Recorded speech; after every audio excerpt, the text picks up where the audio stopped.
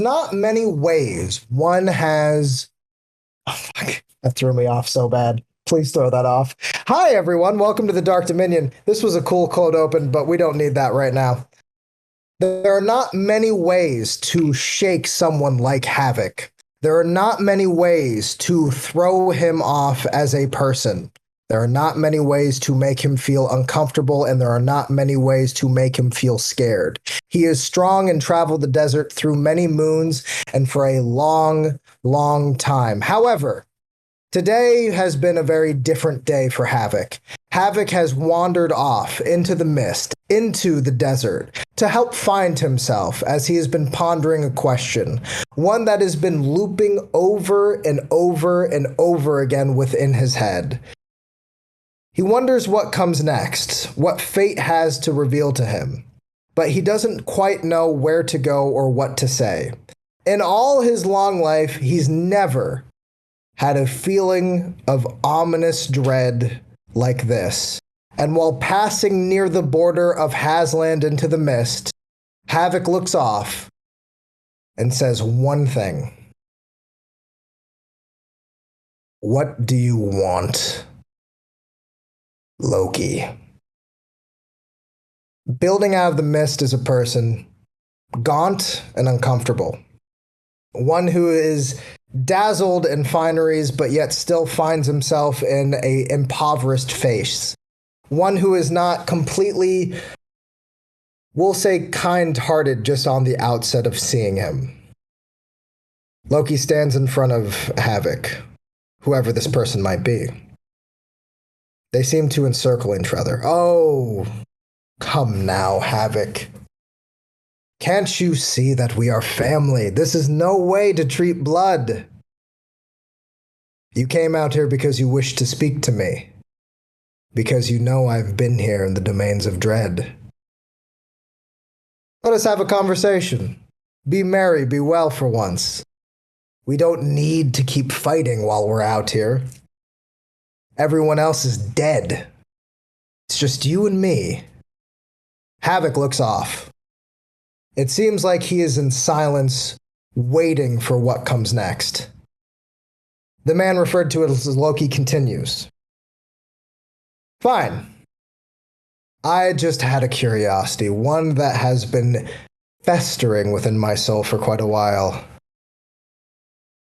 I wanted to know if you still hear them.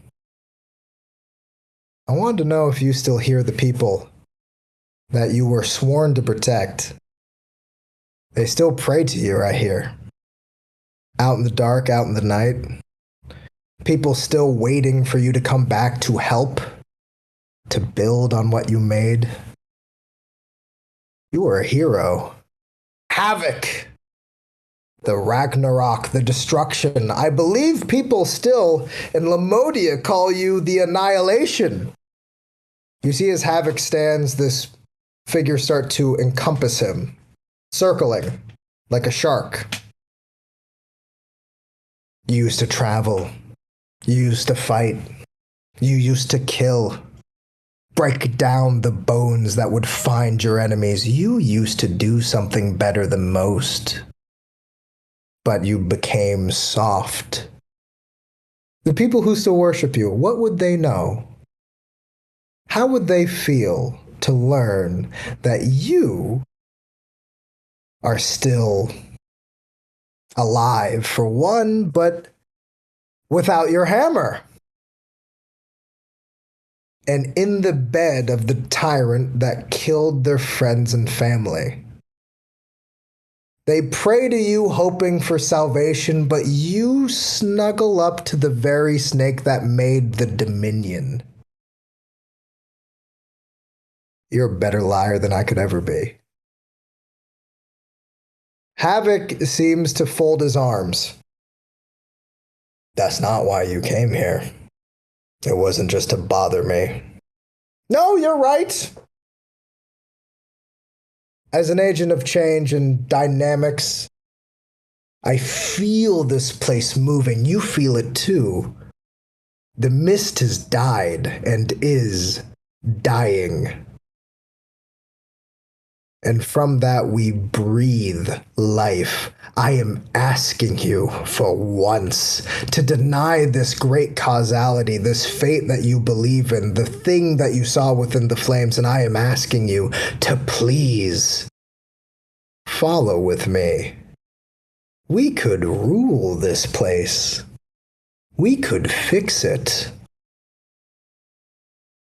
Or you can stay a coward in the desert with your little boy toy.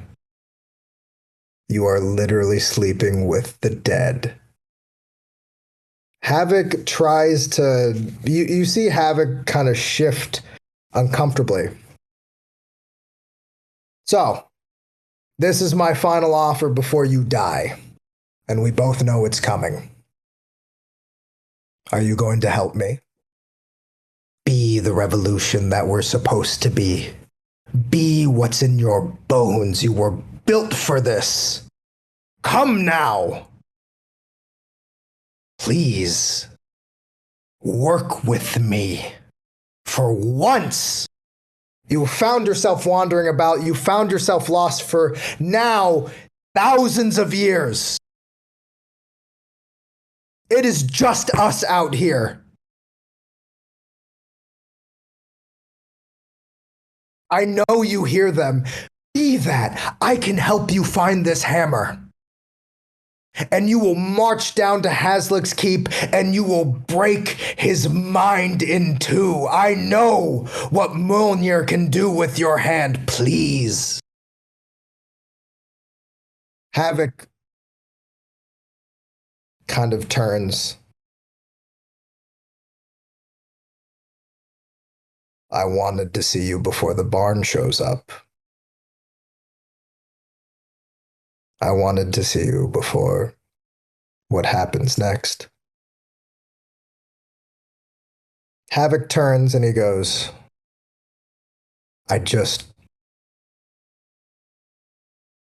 did you care about anything before?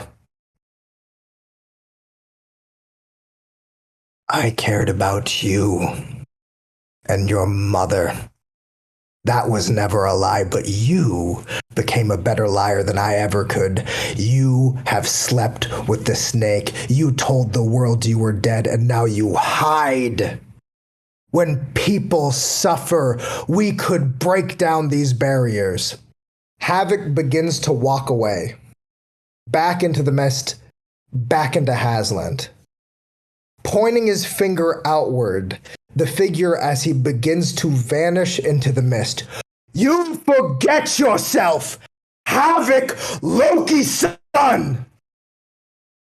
And now, we are going to cut.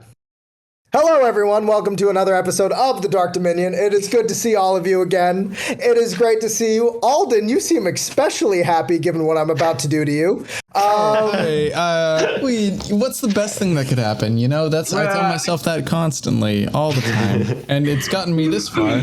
Maybe only this far. But here we are. It is very good to see all of you. Only good things. So tonight, be careful what you wish for. That title doesn't seem ominous. And I wanted to just say very quickly. Man. I just wanted to say very quickly, I have the greatest party in the world, and everybody knows it. So I need to just say very quickly to thank our sponsors before we get into this lovely, lovely game. And also, I wanted to give a shout out to the great Steve Harvey in the Discord chat for these players, as well as for what is currently on stream right now. We have a panel of You Forget Yourself, Havoc, Loki Son, which I do have every effing intention to make a Dark Dominion comic book down the road. So we will be working towards that. And I am very, very excited. But now I want to talk about our lovely sponsors before we get into it. And then I will introduce our wonderful, wonderful cast who have been very patient with me as I've been running around in hotel rooms. So we are going to jump over to our lovely sponsorship once I have it pulled up because I need to learn how to read properly. And this will help me enunciate. So, we just wanted to say over at 2C Gaming, fed us some monstrous books, and they are gorgeous and packed with content. I'll likely kill this party with all the monsters that we have demonstrated in all sorts of 2C gaming books. They focus mainly in epic level play, and their epic legacy series is something to die for. If you ever want to throw Cthulhu, Asmodeus, Orcus, and have them be mythic, epic, may I suggest the Total Party Kill books, or perhaps the Boss books, or perhaps any of the many terrible and no good, very bad ideas that 2C Gaming has been actively feeding me. So there we go. Oh, that's not going to work. They're censoring me. Merchandise. I promise you the cover's amazing. I promise you the intentions are good because I do intend to hurt this party. Secondly, we also have Eldritch Foundry to host all your miniature needs. Right now, they're running a special competition on their Discord for making miniatures for Spelljammer. Enter to potentially win a free mini. If you don't end up winning, you can still use the code DumpStat Podcast. I hope you can see that. To get 15% off your next order, and I should double back to say there is a link for 2C Gaming to also get 15% off the Total Party Kill books, or what I intend to do to all these people here tonight. So, where last we left our heroes, it was a bit much. There was a lot of things going on. And I would also like to say, we are happy, of course, to finally have Eldritch Author back. Your absence is always extremely missed. Having you here is the light of my life, of course. So we are going to jump around my screen the way I can see it, and we are going to start with the lovely Snow. Snow, first of all, how are you doing today, Scxrlet? And moreover, how is Snow doing today? How is Snow feeling entering in this session? Scxrlet feels lovely. I'm so happy to be here. Snow is not happy to be here. She feels very betrayed. She feels lied to. Where she comes from, it's physically impossible to lie.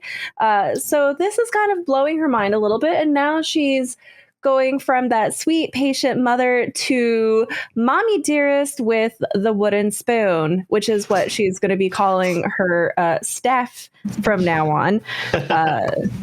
So some people are going to get spanked. Some people are getting spanked.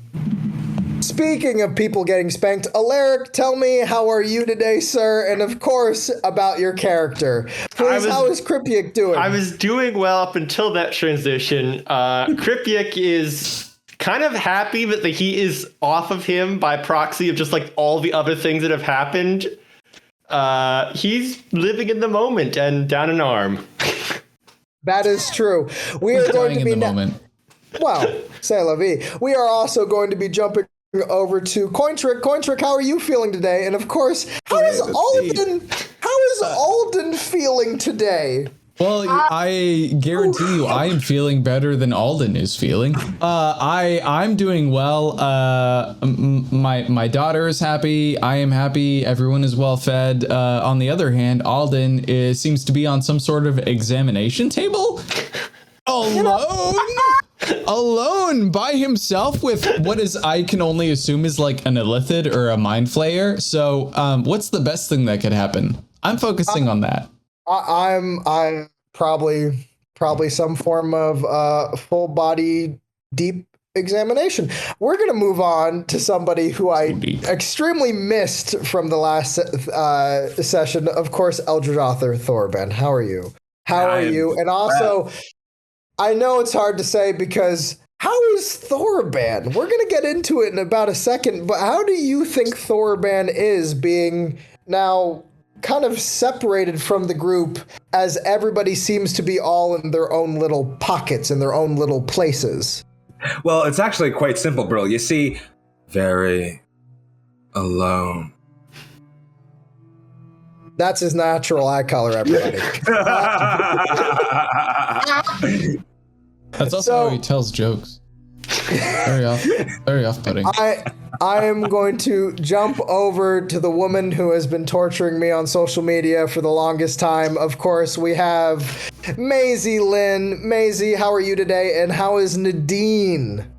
Can we get some hashtag let them kisses in the chat? Oh my God. Also, hello. Hello, my name is Maisie. I am coming to you live from a bathroom because the internet is weird. Nadine is struggling, dude. Because there's a big moral question involved with basically you can save this child, but if you do, she's gonna hate herself forever, or you can let her snooze, which I think there's a lot of millennials who would be like, no, let me do the perma-sleep, please, and have the good dreams. So she's like... The coma in our current economic hellscape is always an option. Yeah, comas are rent-free, bitch. That's true. And we are going to jump to, of course, Hythrall. How are you today? And of course, how is Adara? I am fantastic, thank you. And Adara is just very much in a not again kind of mood. So Is she fully loaded? she's I feel like that's a trick question somehow. No, it's not. No, I'm hoping that she's got all of her rounds and all of her guns. Technically, no, because there was shooting at kneecaps. That's what I was afraid you would and say. I am keeping track, but she's good if that helps. She's got plenty of bullets for plenty of illithids once she figures out where you are. But no, Here's the she's thing. I'm gonna need a lot of help this time. Well, here's the thing, Voice bud. credits are sending me. We will hopefully help Alden. Maybe we won't. So the main thing that I would like to get across, of course, is last when we found our heroes. We have, of course, many different things happening. If you have not caught up on the Dark Dominion, I please suggest that you do, because I suffer from Neil Gaiman, Jack Kirby storytelling. It will get only more convoluted from here. If you're not brave enough to go into the deep waters, then clearly you never played Kingdom Hearts as a kid. I will need all of you, of course, to please start off with an intelligence saving throw, and that is all of you. That's my worst. Okay. Why do you do this to I us? have -2. We're No one all else knows this, dipshits, but we Brill. already rolled initiative, okay? I just want to throw that out. This is our second roll, technically. Yeah, we already what rolled order do you want to initiative. go in? So we are going to go into an order of, first and foremost, the person currently biting a stick. That would be Snow. Can you please tell me? Got a nat 20. Sorry to call you out like that, but can you please Biting tell me a what you stick. rolled? 16. Okay. And then next up, we're going to jump down to Thorban. What did you roll? 11. 11. Then we're going to jump up to Adara. Adara, how did you roll? 21. 21. Okay. Then we are going to jump down to Kripyik. Kripyik, how did you roll, sir? Saved by the dice, I got an 18. Fantastic. We are going to jump over to, of course, Nadine. Nadine, how did you roll? Your girl got a 14. Lovely. So in that case, we are going to end with Alden. Alden, what did you roll? I rolled a nat 20, Hey. Love. which is it's a 21 in total. I'm going to be honest, kids. You're going to need it. That's awesome. So when last we found our heroes, all of them except for Alden were going through the multivarium, a living demi-plane that lives within the different planes. It is very convoluted and complicated, but in true great party fashion, they decided to split the party because of course they did. What would be safer for everyone than to split up into little tiny groups for Brill to pick off? So we are going to look over at the initiative order that I probably should be looking at to begin with, and then we will begin. Now, we are going to start at the top of the ticket, that being Scxrlet. Scxrlet, you have found yourself as Snow in a very convoluted and over-the-top castle. That being, wait, can we time out for a second? Can we? What? Sorry, I'm so mixed up. I'm trying to figure out how to tone the music down because it is blaring in my ear and I can't hear myself think. Oh my god, there it is. The name Holy in the God. Discord. Yeah, oh god, why won't you stop? Stop Scream it, for Danny. Badger. I'm the Cry. same way. If music You overtakes, almost made then it through your can't- monologue. can't focus. Cool. Dude, it was one of those things where I was like, I need to start scaring Snow now. And then the musical was like, and I'm like, thank you. I don't need it. I The don't music need was like, your... I second that. Yeah, no, the music was like, let me help. So we are going to jump over to Snow. Snow, you have found yourself in a dilapidated castle, one that was seemingly materialized around you from where you stood in front of an old man at the end of last session. Now, when you are looking about said castle, you notice a few distinct things that have been very worn into your head. You are clearly not in the upper echelons of said castle. You are in the deeper dungeons of said castle. Looking about, you notice that you are surrounded on one side to your right, a vast majority going down the hall into the darkness, what seems to be cells. And on your left, there seems to be plaques, memorial plaques that seem to correspond across the hallway to the cells that you're looking at. You can't really tell where exactly you are, and I should make mention, you have a very creeping feeling from this whole experience. You have heard tales throughout your long, long life that, frankly, there has been a lot of strange fey and plane activity. And the fact of the matter is, you being seemingly transported, picked up, and seemingly put down in the middle of a castle, this is par for fey activity, which has already got your kind of brain a turning and thinking about what could possibly be coming next. So, It's been a long time. going down the hallway, you know that you could start investigating the cells if you want to go basically straight forward from where you're going. If you want to double back, you do feel this weird feeling of essentially a small breeze blowing past your hat as there seems to be some kind of at least wind billowing down said hallway. And there are plaques, you said that There are plaques, yes. Can I make out what they say? Yes. So you walk over to the nearest plaque to you and you look over. What languages do you speak? Lots. Lots Common, and lots. Dwarvish, Elvish, Giant, and Sylvan. So distinctly in Elvish and a bit in Sylvan, kind of in the kind of flowery language of the font, you read the plaque to say snow, snow, snow, snow, snow, snow, snow, snow, There in snow, darkness. snow. I look down the hall at all the cells and go, and I'm going to look where the breeze is coming from. That sounds like an exit. I think I shall go that way.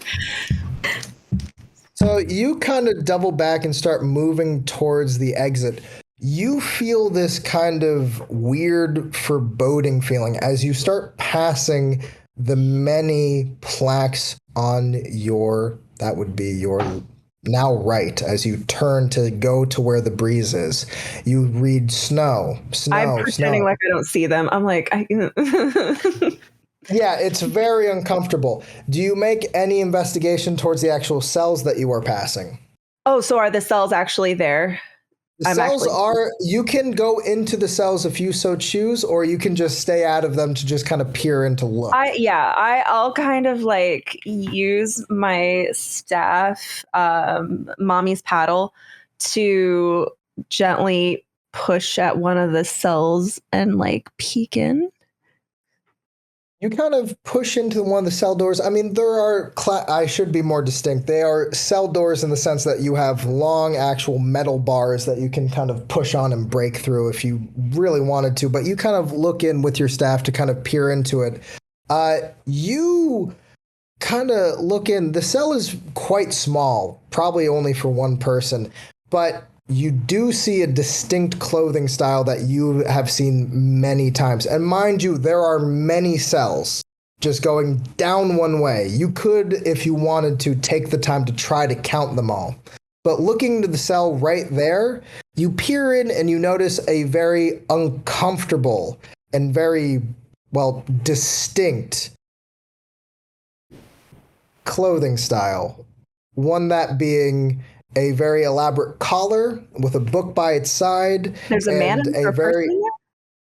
Yes, it is a skeleton, rotted to the bone, chained up against the wall, and that clothing it seems to be wearing is distinctly Strahd. However, he is completely dead. This thing is a complete corpse skeleton, not moving. Huh. That's odd. I'm gonna lean and look at the next one. You kind of peer your head over and you look into the next one, and you see, only this time, not chained against the wall, chained against the ground with the neck kind of pulled against the ground, another distinct Strahd clothing. Only this seems to be a bit different, more of a bluish than the normal kind of dark black and purple. And these all have plaques that say snow on it?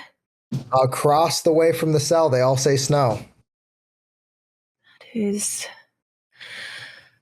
all right. Well, let's find the exit. As I keep walking, I'm just going to keep kind of just making quick glances to see if I notice that this continues, as I assume it will. As you are making your way towards the actual wind that is brushing by your hat, you look over and it just seems to be multiple of these skeletal forms kind of strapped up, pulled against walls, pulled down against the actual chains of the cell. You see one that's essentially, you imagine, almost fused to the actual cell door in and of itself, and you're like, I gotta get moving. And then from deep down, when you are walking by one cell, you do hear, oh. Now we are going to jump to somebody who's definitely in a much better predicament. Adara.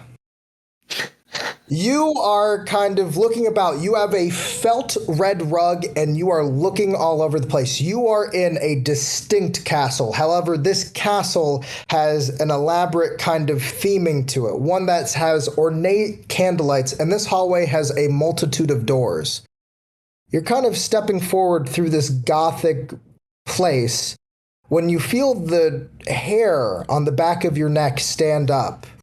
You kind of whirl about, looking back, trying to see what's happening. Can you please roll a wisdom saving throw for me? That was not good. Ooh. Oh, thank God, my wisdom save is pretty good. Still terrible. 9. Okay. Better than I thought it was going to be. So, you kind of whirl about and you're looking around and you feel this sinking pit of fear kind of seep into you as you're like, okay, what's happening? You're trying to put things together. And then you hear from where you whirled around, I told you to defend thyself. You double back. Evander wipes in and punches you as hard as he can in the face. You are clocked out. You immediately take 8 points of bludgeoning damage, which he then follows up with a knee to your chest, which is another 7 points of bludgeoning damage. He then pushes you against the wall, which is going to be another 3 points of bludgeoning damage. And then as you kind of steady yourself and you look up at him, you see him start to pull his sword. I know that the Sloths have been taking care of you. I have no intention of doing so here. You need to prove that you are strong, and you need to tell me why Havoc picked you.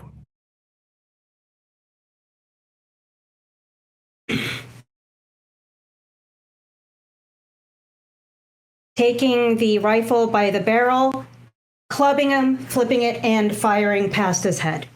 That will be on your turn. That was Evander's.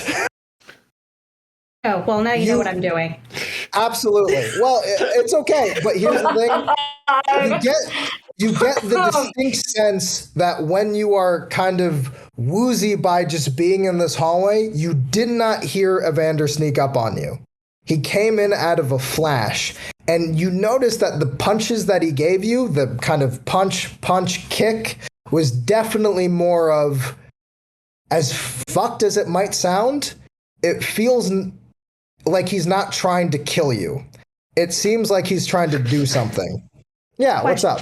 Question. Yeah. So when game ended last time, there was this ugly MFer in front of me. Yes. Did he just disappear? Basically, he vanished and this castle began to materialize around you. Yes. So, I agree. He is a very ugly MFer. And I thought Evander that has was been... so rude. He's trying his best. He just needs some really fucking he needs some fucking hyaluronic Hashtag acid. we He'll be stand the fixed right up. multivarium. We stand. We do. He deserves We love do stand. too. You were So- saying, Adar. am I allowed to now lovingly smack the shit out of him? On your turn in a moment. Okay.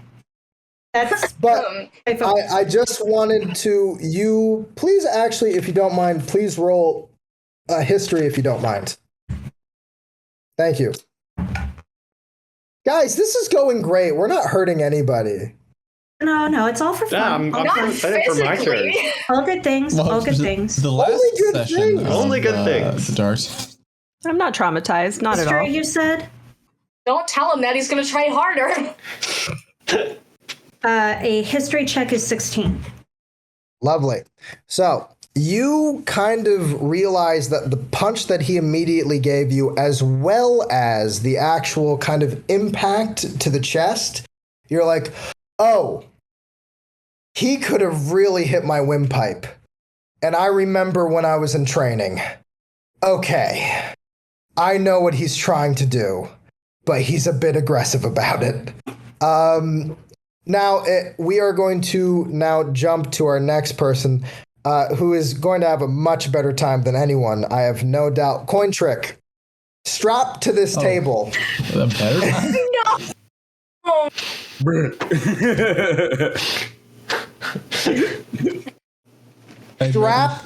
Strapped to this table.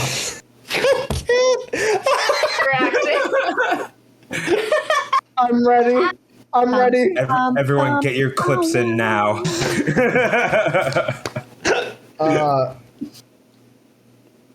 So you kind of strap to that table. You're holding yourself down, and you try to budge on the actual things. Your captor is completely silent, seemingly moving about the room and using these strange tentacles to feel across the walls as though they're trying to. You're not quite sure, but they're seemingly dragging these tentacles out. They don't seem to care or acknowledge you. Can you please make a perception check? Yeah. He's too in character. I know, I was really enjoying the pose. Just Can we please enjoy the fact that he is canonically T-posing? Oh, yes. He's doing the Kripyik. Straight up. That's going to be a 17. Wonderful. So you kind of look off to your side. You notice that there is an immediate kind of flat floating surface, but one that you can't actually see where the table legs would be for, as though a floating disc that is kind of just levitating above the rest of the ground. That disc on top of it has tools that you have never seen before. Things that seem to be twisting up and curled like actually a pig's tail. One that you think is a saw, but the blades are kind of protruding in such odd angles that, I mean, we can only say is geometrically impossible, HP. But they're non-Euclidean, we dare say, but there is a distinct feeling of experimentation. While you're kind of trapped to this, you kind of look downwards towards the actual kind of right across your body, and that's when you're able to kind of correct your vision. It's not just you in the room. Moving towards you very slowly as you are chained up, as this strange spectator watches on, is a large and very, we'll say, blobular creature. Can we please have you roll a nature check for me? Sure. was beginning to hurt my shoulders. All right, let's check. He's such a strong man. Dedication. It's all about the That's going to grind. be a 15? You distinctly know what this creature is that's seemingly approaching you. And as it begins to move towards your actual feet, it's not quite there yet. It starts to... You see the strange green opaque towards the actual creature. You've heard of gelatinous cubes before, and this is slowly making its way over you. A creature known to engulf its prey and slowly digest it through acid. Alden, what would you like to do? You said he was Nico, going to get the nice end of it? DM brain has a lot of things happening right now, but for Alden, oh god, shit. First of all, the very first thing that Alden is concerned with is because it was described that he was basically stripped bare. Is he still wearing his amulet? Yes, you would be. Okay, good. He's gonna look down at the amulet and go, okay. And then he sees past the amulet and notices that there's a glob coming after him. And after the textbooks and things that he's read, he knows what's probably about to happen to him. And he's gonna try to do the mental math. And he's gonna let it try and eat him. Acquiesce, my dude. We're gonna jump. I like that. I'll see you on your next turn. Let's see if you're still into it. My last turn. Oh, God. It's a bold move. That is a very bold move. Let's see how this pans out. Alden's flourishing how this career works, in Cotton. Vor, I guess. Jesus. Maisie, get out of my head. I like it here. It smells good. It smells like dragon's blood. He's just T-posing blood naked. is That's He's lavender. not. Well, he might be He's naked. got I don't know. clothes on. Y'all get It's your never horny been out of the confirmed chat whether or unless it not he's pertains ever to been me. wearing pants. This is the one That's time Alden is true. probably definitely wearing pants. Oh, Probably yes, definitely, no. maybe. It's a miracle. When Alden is stripped, that is when the pants happen. When Alden is in normal public, no pants. We are going to jump over to Kripyik. Kripyik, Huh? you were flashed with that kind of castle building about you. Yep. But the scene contorted while you were actually in that phase. And you are now walking in what seems to be at least kind of out from the actual castle to a courtyard. One that is distinct with gravestones and elaborate kind of statuettes of angels holding children. And you look back and you can see the full scope of this castle, one that is big and bold, one that has elaborate and distinctive architecture of Gothic proportions, one that has a kind of this loft looming out from the actual tower, the tallest tower, as though to watch over the abode. You look back over the actual landscape, gray mist, and a cruel clouds that seem to be oppressive in how they operate. Now, Kripyik, you are kind of walking about the gravestones when you find what probably is the last thing that you would find in any of this, a kobold. One that is kind of looming over one of the gravestones and currently digging. Yep. How you doing there, bud? You kind of see this very small kobold, a little bit shorter than you are, with a distinct orange scaly hide, with a shovel and a little hat, kind of working very, very slowly, we might add, at digging through this gravestone. How you doing? It's good to see you, man.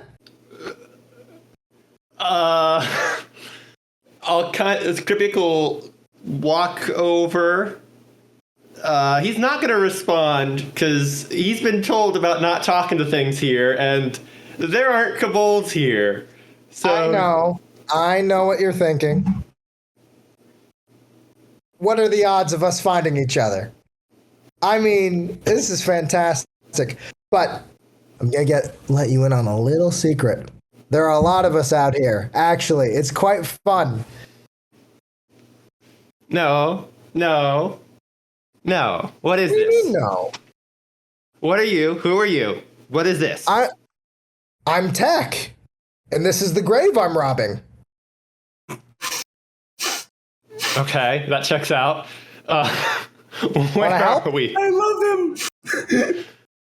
He kind of drops a shovel by you, and he goes, "Oh, I was just going through this, and I'm enjoying it. This is, as far as I can tell, a big stone structure of some kind." Okay. Why are we robbing this grave? I mean, and he kind of pulls out his bag to show like these jewels and coins in it. Why else would you ever rob a grave, huh? They believe in burying their dead with their material possessions here. Idiots. And he starts going back to digging.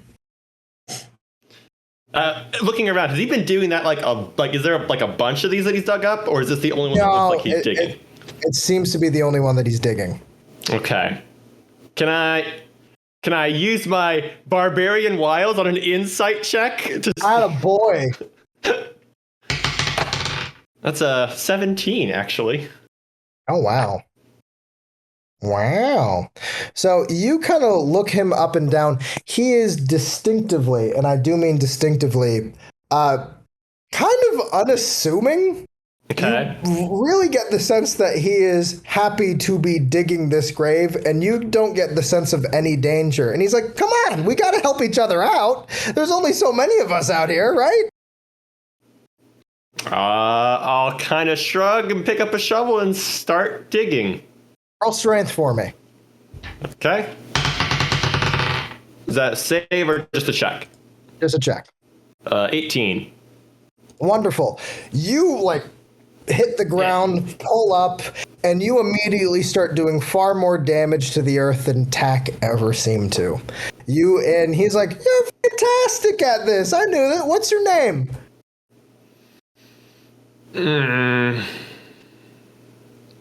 Feck. Very nice to meet you. And he kind of goes back to working.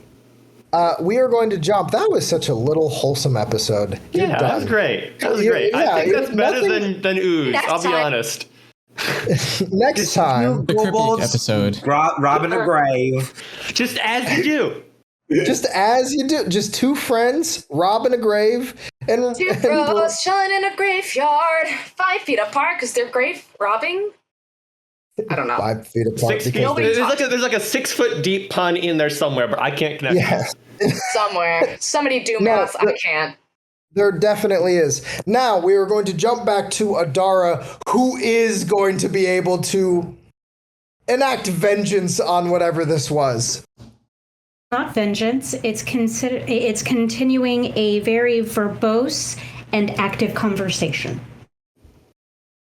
Continue. What's this? Okay. And guns. And guts. So My love language is guns. Thank you.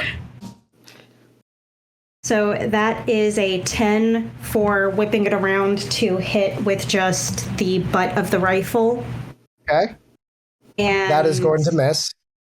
So he gets out of the way and she's not trying to shoot him, so it's firing right past his head. And she just holds it there. Cool. What you're going to do is you're going to still roll damage Oh. for the actual gunfire. You Oh. hit Cryptic, actually. That is Outside how the it castle, goes. you just Technically, get that makes the most sense. completely domed in the back of the head. And he is also now unconscious. No, I'm kidding. Go ahead. 10. So you kind of go to hit him, and you just see essentially mist as he kind of bamps in and then bamps out. As you begin to pull out to fire outward, you see him grab the actual barrel of your gun, put it to his shoulder, and you fire unexpectedly. He looks at you and he goes, "That can't be it. You need to strike like a hydra." And he smacks you. which is going to be another 5 points of bludgeoning damage. He is very in your face and annoyed. We are going to be jumping now, again, to, of course, the great and powerful Maisie. Maisie, how are you? You are confronted with a very terrifying thing in front of you, that being the creature known as Nightmare, who is kind of looming in front of you directly, trying to make sure that you actually have essentially a choice. Either A, let him take the girl, essentially this little girl, Caroline, who he needs to actually manifest there, or B, you get 1 free nightmare. Good. Not to sweet Caroline. Bum, bum, bum. Sweet Caroline. So Nadine is going to glance around and she's just going to weigh the situation. And she's going to realize that if she tries to choose a fight with this big spoopy boy, she's going to get her ass handed to her on a silver plate. So I think she's going to look at the her eyes are going to flicker to the ticket, and she's going to ask, does it take hold when the person is already asleep, or will it put them to sleep? This will put them to sleep. This will actually immediately make them have said nightmare. So think about this. Whoever you use this ticket on, it is immediate, and it is the worst nightmare of their life. Does it work on gods? Why, of course. Gods still dream. But why would you be asking of that when you're supposed to be a cleric? There's a lot of things that I was supposed to be, but the actions of a god took that away from me, which I know is of no interest to you. You know, now that Sorry, I'm thinking about Cointrick. Sorry. I'm just thinking, like, yeah, That would be makes perfect sense. fucking merch, is Cointrick going, sorry, please continue. I'm so sorry. Now that I'm actually looking at you, I realize that this isn't fair. I realize that, to be honest, we have somebody else that should weigh in on this. That is not, no. That's fine. Gift jumps out of Nadine, completely in a snap. Oh, good. No save, Great. no help.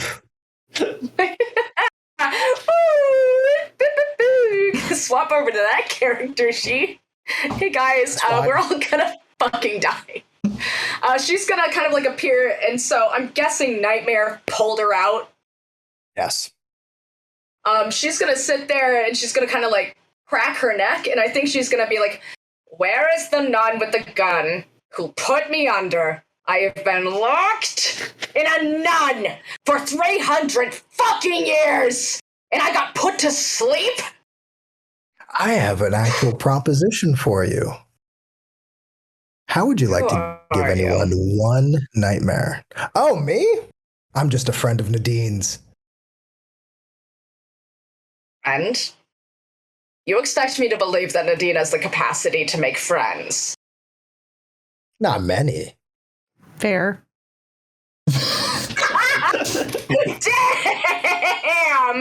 Damn! No burns. Damn, I'm gonna roll that psychic damage. I'm very... Oh, that was Nadine's voice. Sorry. I'm very curious. What's in this for you? Nobody's nice just for the sake of it, especially someone of your... Why would I ever work with something like Nadine when you're here and you can give anyone you ever want 1 free nightmare? Just let me go with the girl, or we can settle this a different way. She's gonna consider, And she's gonna kind of like think for a second, and her eyes are gonna dart over to Caroline and look back, and she's gonna go, "Is the child in any pain right now?" No. Complete bliss. Completely happy. Insight check.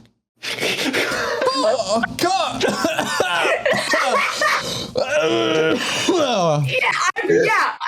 May I do that role as my girl? It's okay. Oh, go for it. Okay, it's probably not going to go well I'm because sure the King of Nightmares has a very low deception I'm check. sure It's he's fine. real lying. I'm sure he I mean, he if probably anyone hiccuped in the middle of was it. gonna tell the truth, it would be the King of Nightmares. That's a fucking 9. So we are so not only do you get the sense that Nightmare has told you the truth, but Nightmare also seems to have the best of intentions. We're going to jump over to Thorban. Thorban, you have been in and out of consciousness. One of the things that you've been wrestling with alone is this conversation that keeps playing over in your head. Release me, let me out. And you can't seem to get away with it.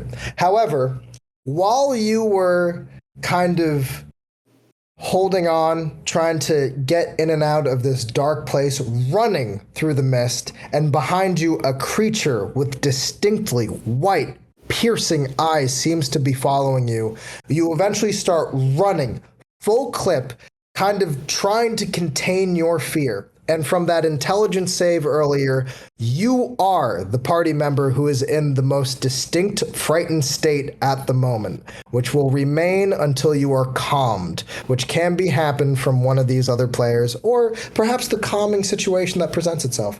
And we can play those intelligence saves as they go through. Now, mind you, this is fear of the mind more than wisdom. So that is why it is an intelligence save, aka you thought through why the fuck this is so goddamn scary.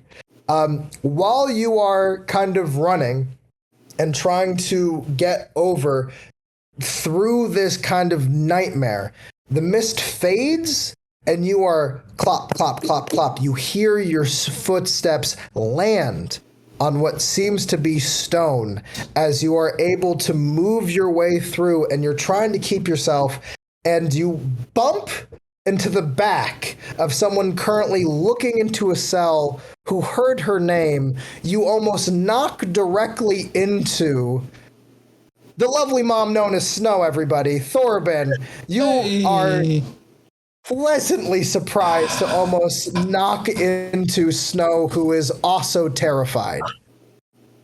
Oh, young one, how are you here? Wait a second. Are you okay? Where have you been? I do not know. Oh, you don't know. I don't know what here is, so I don't know what there was. So, I don't know where we are either, but those are dead bodies.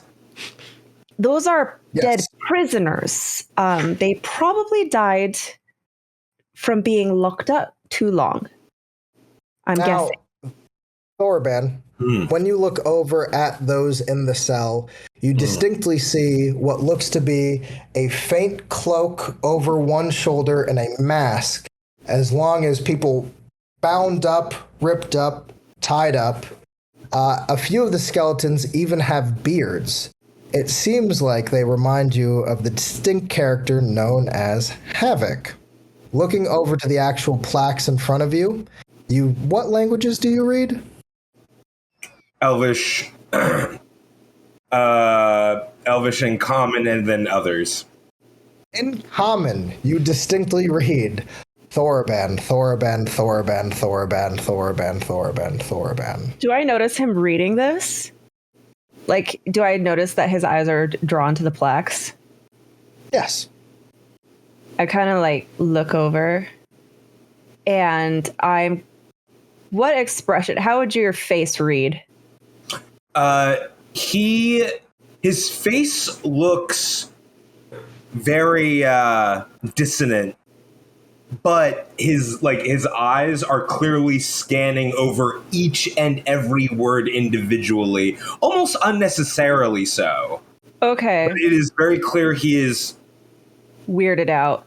Weirded out and kind of like hyper focused on reading every single instance of the words. So I guess Snow, she sees her name. She sees that you are noticing something weird, but you haven't looked at her. So she's going to she's looking at you and then she's going to notice your eyes.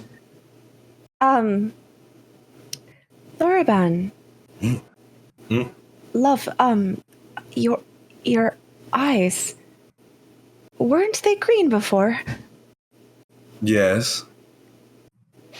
Do they ever, have they, well, I don't know how to say this. They're looking a little bit red. Oh. Is that a thing you do? So it seems. Oh, is that the first time? Why does this say my name? It says your name. Mm-hmm. Oh, I see my name. Who do you see in the cells? Dead havocs. A few of them. I see dead Strahds. I believe someone is playing a trick. I don't think we're going to get a lot going on here if we stick around. And we're going to bookmark this conversation for later. I think we should mosey the story on along, don't you think? Yes, I was headed towards what feels like an exit. I feel wind, which is promising. Shall we?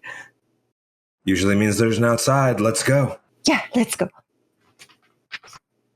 So you guys start moving towards the actual kind of wind that's brushing by you, and you do begin to find this big, long staircase that seems to go up and up and up, lit by candlelight. Now, when you actually get to the actual staircase, above the actual staircase on the mantle says distinctly, Count Strahd von Zarevich. Both of you can read it plain as day. Strahd von Zarevich. Is Strahd a royalty?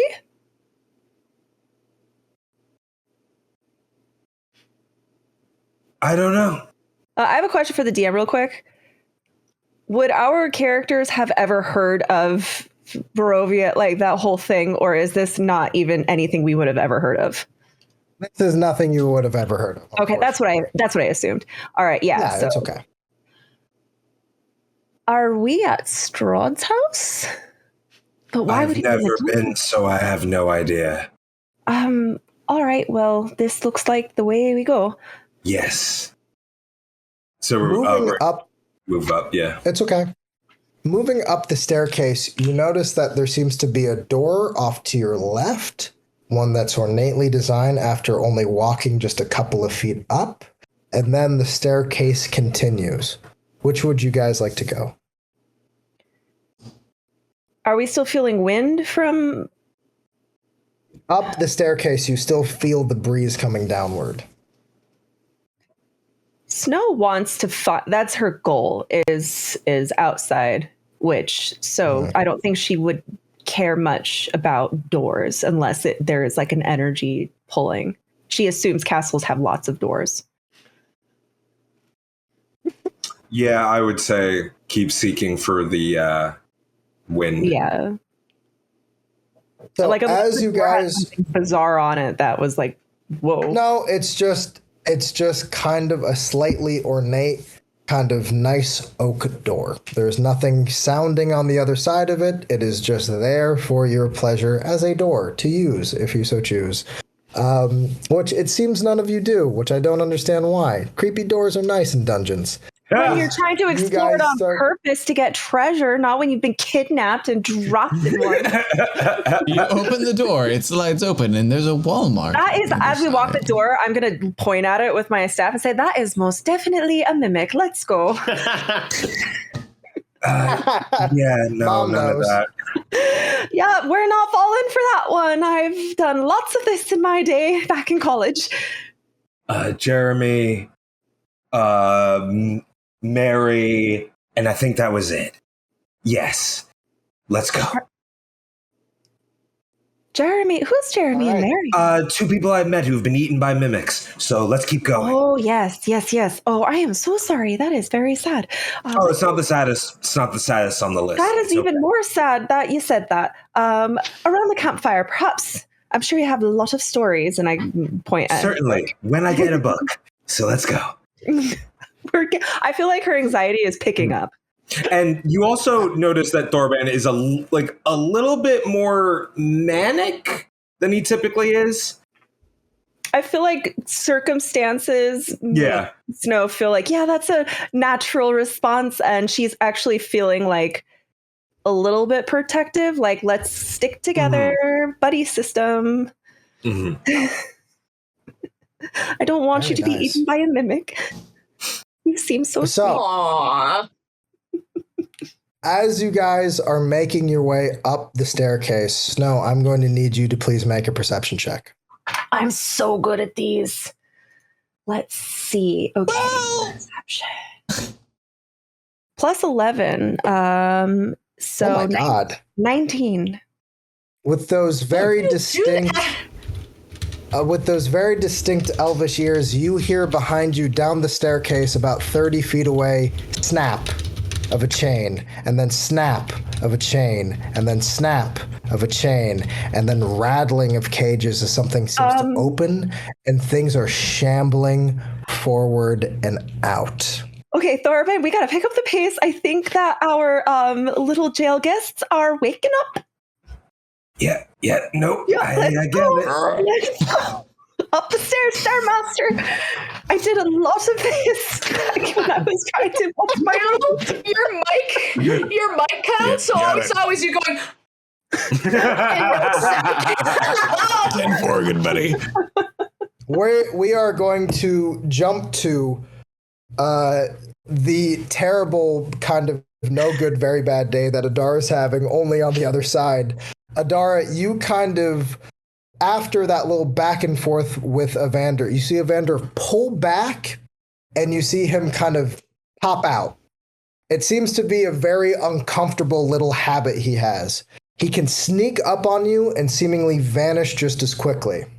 I am Doomwoken. Do you know what understand that means? Do you know what Doomwoken means? Am I allowed to talk to you? Yes. Right. So before you hit me again, to be completely honest, I have a vague idea, but the truth is, I don't care.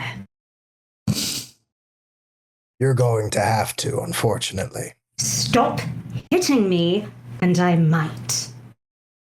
I'm afraid not.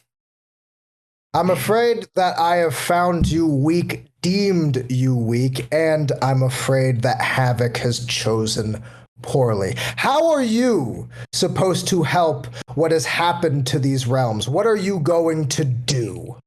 I have something over you. And what is that? I'm not an ass. Dear Adara, that was so precious. That's true.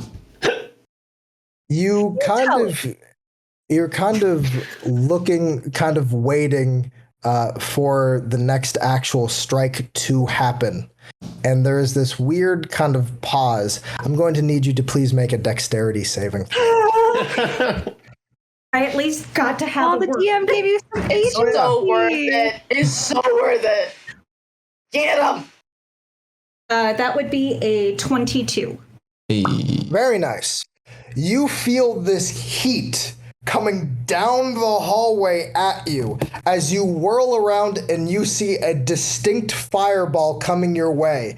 You, thinking quickly, turn and bust through the wall next to you, seemingly kind of being able to break through it. You are surprised how easily that worked as you find yourself still flaming cloak behind you in a new room, a fantastical looking library. One that is ornate and elaborate, large as well. You kind of keep your eyes open, but you do not know where Evander is.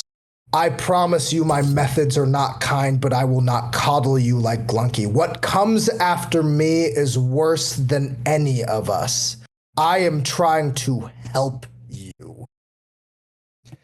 We are going to be jumping off to Cointrick. Cointrick, hi, buddy. Good. Let's talk, you and me, huh? Yeah, no, I'm ready. Let's talk DM and player. Hey, bud. Hey, No, that's fine. Before anything else happens, cheers. Raise them if you have them. So, I'm gonna be honest. We're gonna have a chat because I just want to know, as the dungeon master and as your friend, and I would even argue brother in Christ. Yeah, no, we are brothers in blasphemy for sure. What? What's We are brothers in blasphemy. Let's do this. Yeah, no. What is the plan? What are you trying to do? So you are going to be making a dexterity saving throw at disadvantage unless you would like to break your chains, which can happen on your next session or on your next turn, next session. You're gonna be rolling up a new character. I'm kidding. Don't you dare! Get ready, guys. I'm playing a fairy artificer. No, fucking do it, Brill. His name is Cointrick takes over for Trotro. am I rolling this turn for You are this? going to be rolling because there's this terrible, no good, very bad thing that these creatures do, which is called engulf, which is a very unkind name. But you watch as this creature kind of goes over you, and I'm going to need you to please make a dexterity saving throw at disadvantage. I will be rolling damage for said dexterity saving throw, and then it will be your turn. All right, so I'm rolling first. Got it. Yes, dexterity at disadvantage. D20, where are you? All right. You, like, I on. love you, Cointrick, but you worry me sometimes. No. He's Come trying to on. weaken the metal Fuck me on restraints this with the roll. acid. Let's do Makes this. sense. That is 19. Oh. All right. Get him! So, Oh, sorry. At disadvantage, I'll roll again. Eat it Yes. back! Eat Disadvantage? it back! Okay. it is at Come on. disadvantage, my friend. Fuck. That's gonna be my friends who made these dice. 15. So 15 then. Okay. Okay. So you feel this like egging on, and you are trying to like kind of move your body and restrain in such a way that no, you I'm are not. able. Oh, then we don't I'm even gonna let need him to try roll. and eat me. Oh, then we don't need to roll this. Never mind. Because this is a grappling check, right? He's trying to technically grapple me. Technically, but this isn't. Oh, if you're just going to let it happen, then it is just he is going to engulf you, as the kids say. Good. Do I get a reaction Kids are saying to death against the grapple check? I don't think Wait it a is a minute. grapple So- check. It's not a grapple ability. check. It's literally you either get the dex or you do not. So. Oh, well, then we've got the 15. Is what we're going off of. So we're using this. Okay. I just wanted to know how deep into this cube you intend to be. Just Hey, Personal boy. question. Just enough. this is an interesting session, man. This has been too much already. But you kind of feel this thing pushing, kind of getting over. Wait. Yeah, and then I can't take any more, and so I pull back. And You see, this is why we need to. This is why. What happens, Brill? Tell me what happens. No. I'm reading the stat for the monster, and I just realized how badly I fucked up. I should have not even let you rolled.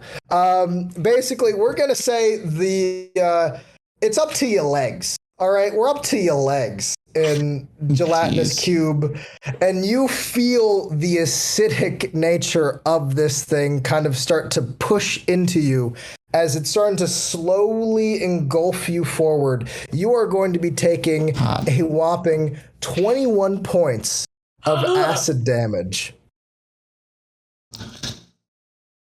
Okay. Can you please give me a Constitution saving throw? After the damage? From throwing. Yes, after the damage. Okay, all right. We're going to roll this D20 right here. You're doing great. We've all been abducted by mind flayers at one point. That's still on my bucket list. Wow. Nope. Hold on. Shit. That, wow. That went so many places it shouldn't have. Yes, this Don't game ask. has. 18 plus... What kind of... Wait, what check?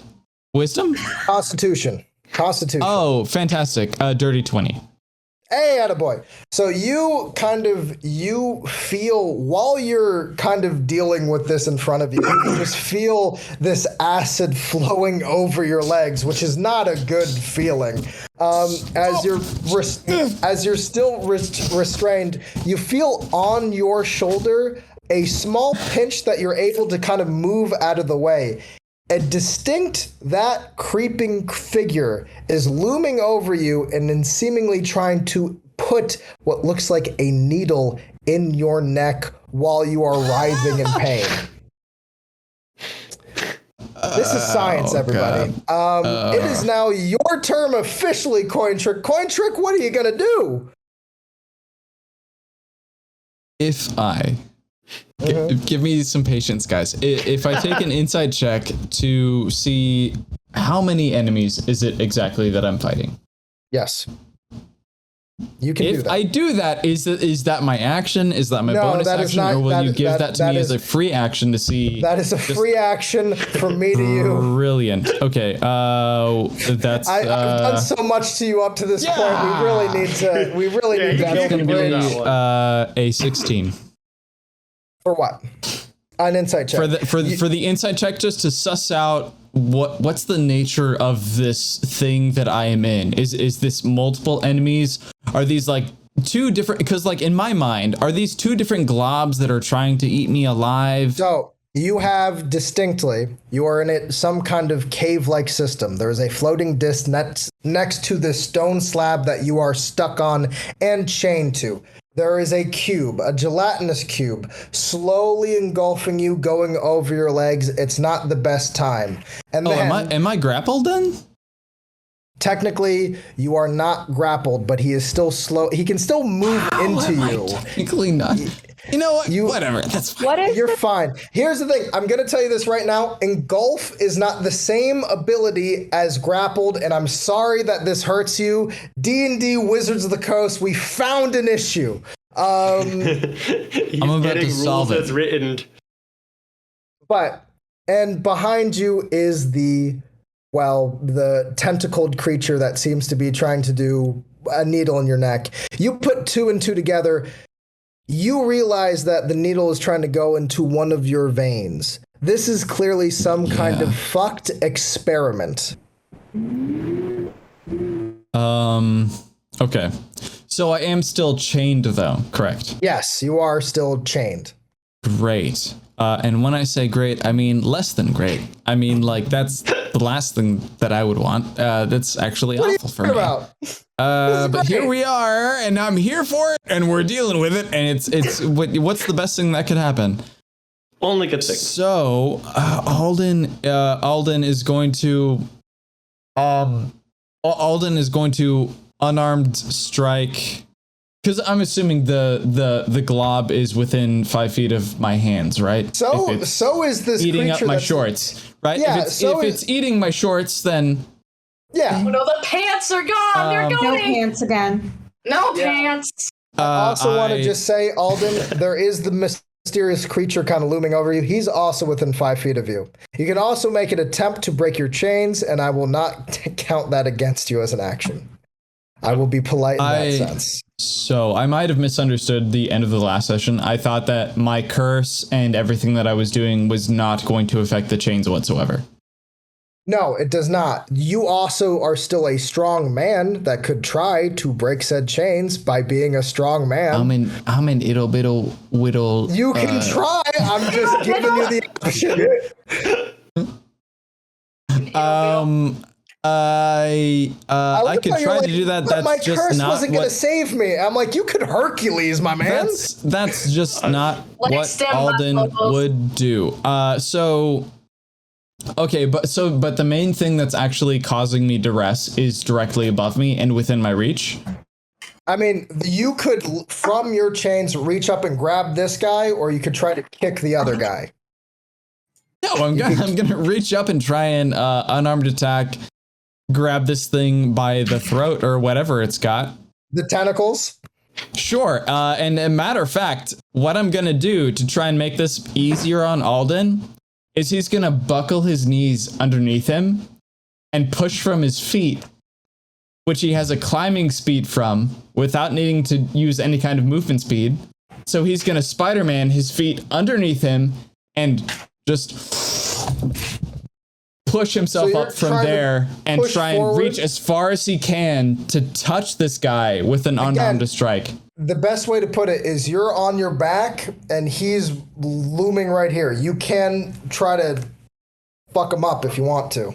Sure, but he's within 5 feet of me, right? Of course, yes. Yeah, then that's what I'm going to do. But that's how I'm justifying that action. Is that he's going to try and pull his feet underneath him onto the table, latch his feet onto the table, and push to give himself the purchase he needs to reach back far enough to do this attack. Okay, go for it. Yeah, man. This is going to be a draining strike from Alden, and he's got over half health, so that's not going to help him so much. But whatever, fuck it. Anyway, actions. Cointrick is stressed. I think we all I've are. got a +8 to this attack. Damn. 27! Does a 27 hit? You hit. It does, doesn't it? All right, great. That's an unarmed attack, so I'm going to put my Touch of Death on that. And Yeah. I'm going to use 1 key point for... There's going to be a lot of dice here, guys. I'm sorry. Go It's for going it. to take a minute. It's so worth it. Okay. 1d6 for my... That must have been the one that Rosalie swallowed. No, there it is. What?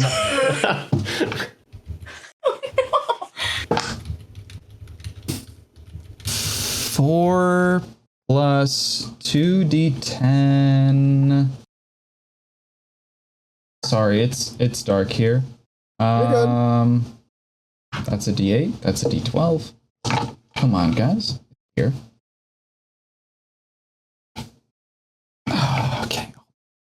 All right, we'll just roll this from here.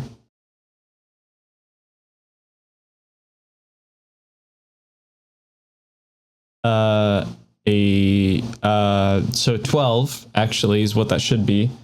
Okay.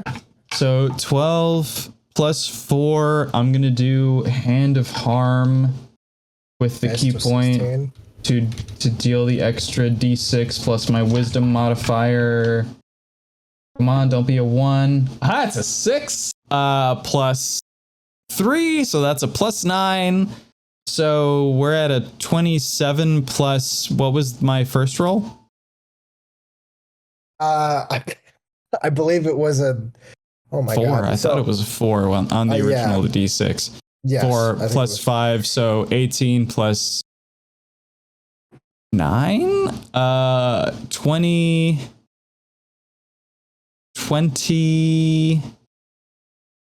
You're about to crack his fucking skull, my man. That's good. We can take that. I think he's gonna die. It's a... Hold on, sorry. 27. It's 27 plus the Touch of Death damage, which is the 12. So 39 plus the unarmed attack damage. 39 plus... Wow. This is my first attack. Oh my god. He said the line. 39 plus 4 is 53 plus 5 for my dex bonus, which is 58. Do I need Tell to me do how more you damage? kill this mindfully, Okay, okay? Can we just fantastic. see? Awesome. That's Just rip his face off. I was just like, I feel like there's more. I don't know. I don't know how to play this character. So anyway, Alden. Yeah. He. Throw him in the. Good God. Good God. He basically manifests this this level of damage. He grips with one of his hands, with his right hand. He grips into this thing, and no one else is there, so this is flavor for everyone. But you see the purple and black energy, the inky sort of energy, ripple back through his arm, up over his elbow, into his shoulder, down into his chest, and just, I guess the is it the illithid that's attacking him, or was this like a? No, you are fucking up the illithid. Yeah. Yeah, that's what I thought. So he does that, and whatever cloud of psionic energy was around him dissipates, and the illithid recoils back and shrinks and withers into a kind of husk, because the vast majority of this is necrotic damage. Jeez. Christ on the cross. And with that mind flayer murder, we are going to be taking a 10-minute break. We will be right back. I appreciate all of you. I just need to piss like a racehorse. And that was, honestly, I was terrified the whole time as a DM. What breakdown of that again? I'm still terrified. I'm worried there's another illithid, and I have only so many key points. All right. So we are going to be cutting off here. 10 minutes. We'll see you in a bit. I'm getting a drink. Hello, we are back. We are the first ever D&D stream not to take a break between the turns, but in the middle of a turn. So now we are going to be we are going to be helping out with Alden. Alden, you have just completely decimated, torpedoed, completely fucked up an illithid in the most deep and meaningful way possible I've ever seen. I respect you. I respect you so much for it. But I need to know, what are we doing next for you? Well, before I do anything else, I'm going to take a shot. Raise them if you got them. There you go. I got a nice coffee for now, but I'm probably going to upgrade to whiskey. You don't have to have a glass. If you do have a glass, you absolutely have. There's no reason you should have to have alcohol in it. So I've got half of my action left. If I want to make an attack, I've got my bonus action and my movement. I'm chained down though, still, correct? Yes. And the gelatinous cube is still trying to eat my shorts. I mean, he's eating your shorts basically, yes. Okay, does that mean that I am grappled by the gelatinous cube? It means you are not engulfed and you are not grappled. He can occupy the space you're in. That is the verbiage I am going to be using. Great. That's what I was hoping you would say. DM wars. So I. Hey, can we? Hey guys, we're going to be taking another 5-minute break because my Wi-Fi just cut out, and you all became a terrible, no good, very bad blur. It's almost like me using rules as written has hurt the internet. So give me 5 minutes. Yeah. We're gonna go back to 2nd edition for 5 minutes, guys. Oh God, please no. Please.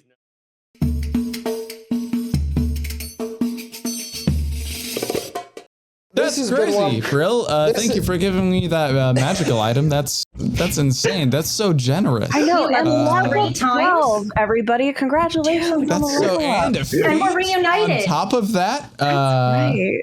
no, I'm Admit kidding. you will. Brill let them kiss. And you just didn't see it. You guys messed up. Really, you were saying?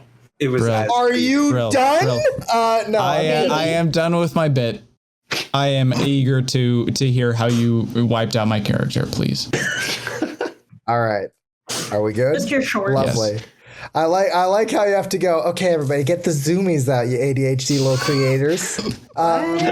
So we are going to jump over to, of course, Alden for his next attack. We were gonna keep it up, my man. What happens next? I already killed a mind flayer, but so we've confirmed there's a gelatinous cube in the room that I am in. He's eating on your my legs, shorts. and he is He's eating my occupying shorts. the space that you are in. She is eating my shorts. Yes. And I don't actually know what to do with that.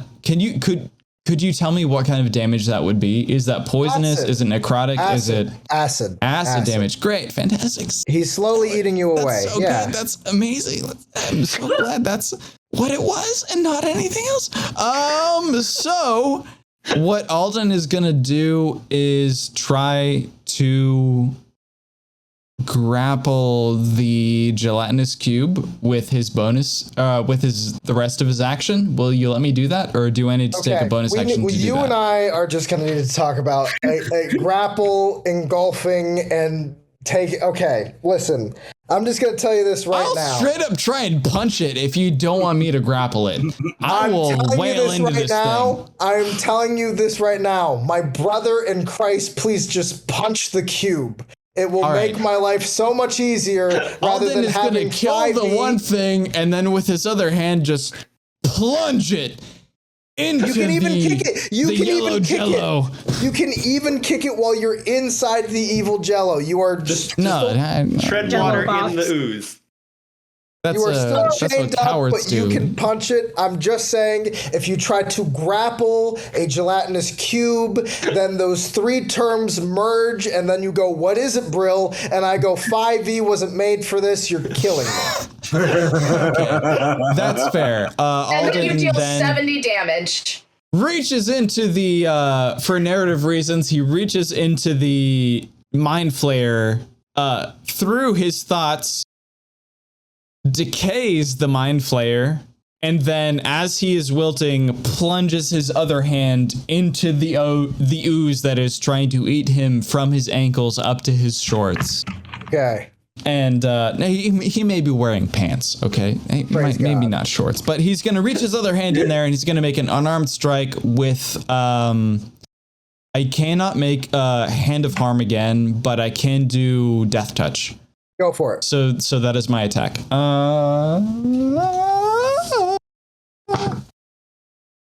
Great, that's so good. That's Here we go again. that is gonna be a plus 11. So 11 to hit. What's that gelatinous cube? You have an AC of 6? Yeah, you hit it. Oh, good. Thank God. One of the lowest ACs in the game. So that is a touch of death with a regular unarmed strike, because I cannot do Hand of Harm twice on one turn. Ugh. So we'll do two This wizard cap D10s. smells of booze. So much. You're a true wizard. So it smells like Fireball. Absinthe, tragedy. Hey, absinthe is great. Never had it. You lie. Wow. Okay. It burns. So I rolled maximum damage on my death touch. So that's a 20 on my death touch for necrotic damage. Okay. Does it die, or do you still want me to roll It's unarmed still strike damage? Up. It is still up. Cool. All right. So it takes 20 necrotic damage and then 4 damage at the other end of the room.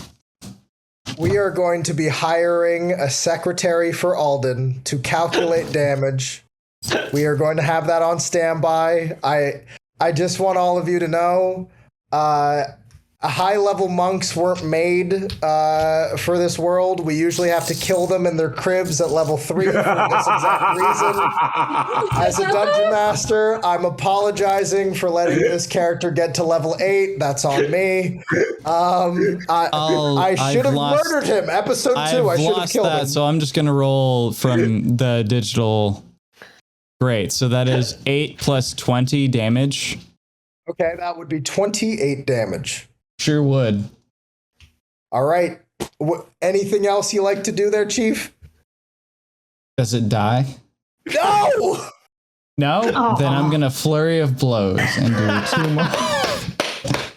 Hit it more. I'm going to use one single key point to do flurry of blows and hit it 2 more times with these unarmed strikes. Imagining Your Brill, DM. like Hurt your breaking DM. into a monastery and just punching baby monks. In Yeah. their Oh, wait. Do you want me to roll to Over hit for the the flurry grip. of blows? You know what? No! It's a C.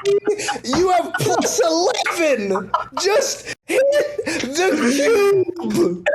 Cool. So the first one does 8 damage, and the second one does 9 damage for a total of 17 on top of the 28 I think I did in the first time. Yeah. So that is a total of 47. And how much It damage did you do to Brill? Fucking god. It's up! Do you have spin kicks you need to throw at it? It's not a second turn! I think I already used my second action attack, right?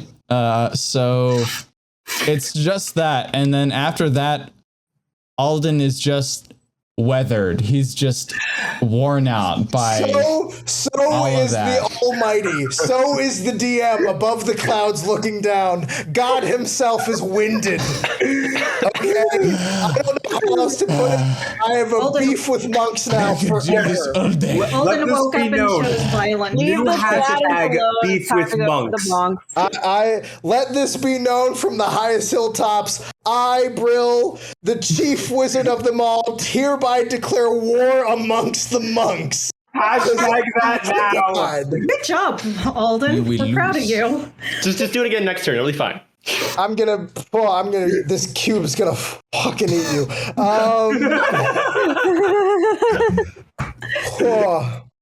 It's got more than 40 what the fuck HP? Yes, it's just a big blob that you hit. But it's like wounded, right? Like it's bleeding out. Yes, like it's oozing. you strike at through your chains. You strike at and kick at the actual cube as a black icky kind of ethereal mess starts to puddle out as you smack and make a huge mess all over this room. Who's gonna clean it up? I still need to figure out the lore for that. We are going to jump. I believe there's other people. By the way, I just want to say this right now. I do actually love Cointrick. This is all love. I want people to know I love Cointrick and I want to eat and destroy all monks. Kripiak. Love hurts, right? So, Kripiak, you've been digging. And in the time of you've been digging for a while. Eventually, you guys actually do hit a coffin in the ground and you creak it open. You notice that Tack kind of puts his hand in and he starts bringing out jewels, rings, things like that from the actual coffin in and of itself. And you are kind of being given these little kind of pieces as he's working through this coffin. Is he keeping it like closed? Like I can't see what's inside?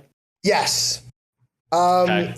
As he's kind of going through it, and he kind of looks over to you. And by the way, it does have the feeling of time passing. It feels like you spent a lot of time digging through this grave. Eventually, Tack kind of breaks the not awkward silence, but at least the silence of two men casually grave robbing, as you know. Right. Yeah, it's not a chattery occupation. Not really. As that is actually going on, he kind of looks over to you. So, I can't help but notice you seem a little bit suspicious of everything around you. Are you okay? But not like how we normally are suspicious of everything around us. As you know, and he kind of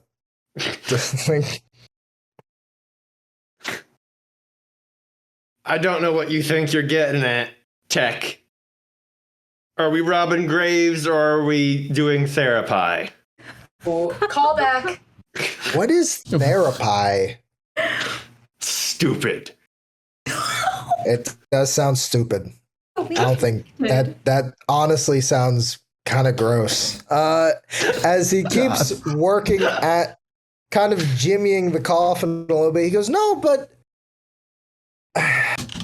I'll be honest. The reason why I'm out here is because I don't know. I lied. I didn't mean to.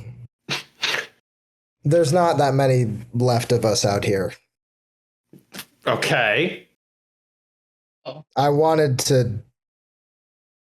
I don't know. I was excited to meet another kobold." How long have you been here, Tech?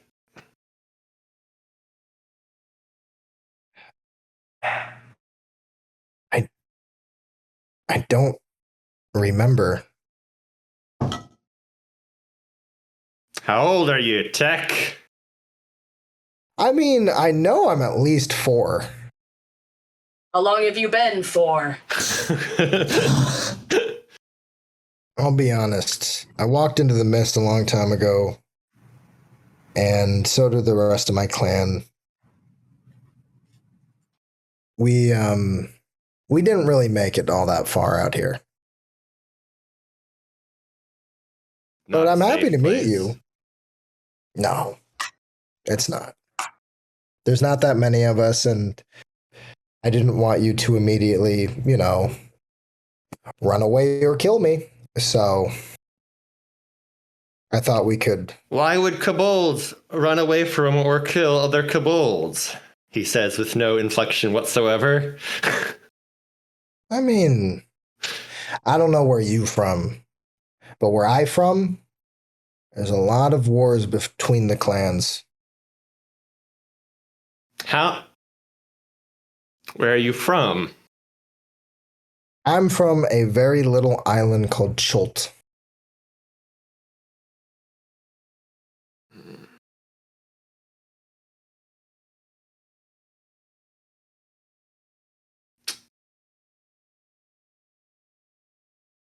How about you?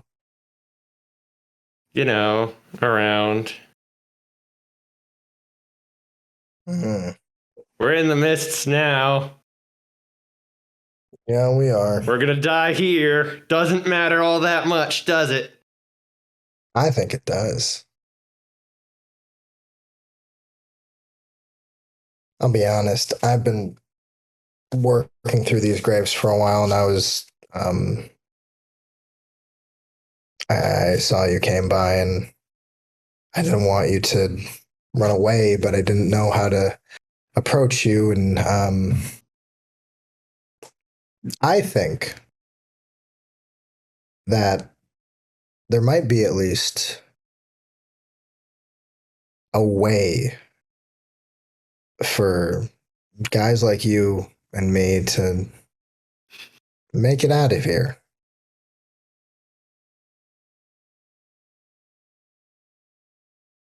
I'm gonna just reach out and like poke him. When you poke him, you go straight through him. He dies. No. Cryptic is Alden. So I poke him and then I wave it around through him, I guess. That's very rude.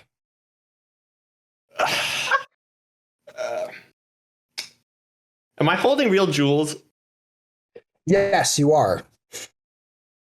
As far as you can throw tell. one at him and then climb out of the grave.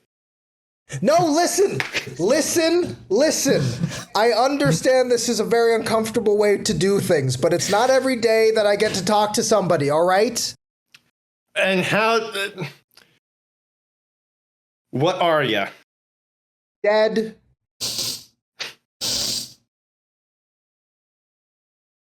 Okay. So... there aren't many of you in that there aren't any of you in that you're all dead? Yes.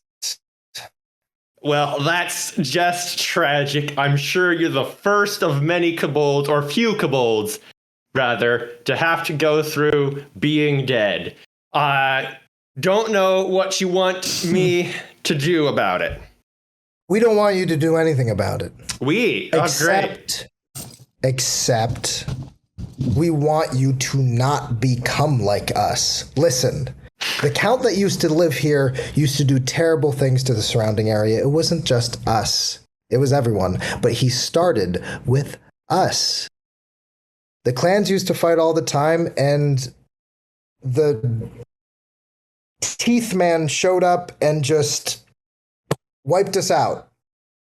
There was no way for us to come together. There was no way for us to actually work together. He immediately... Listen. Before we left, before we all went, we heard about a temple. And I think it might be a way for you to not die. Listen, there's not that many of us left, and as you want to put it, at all. Fine. I'm still here, in a sense. You can still hear me, can't you? You can still kind of touch me, right?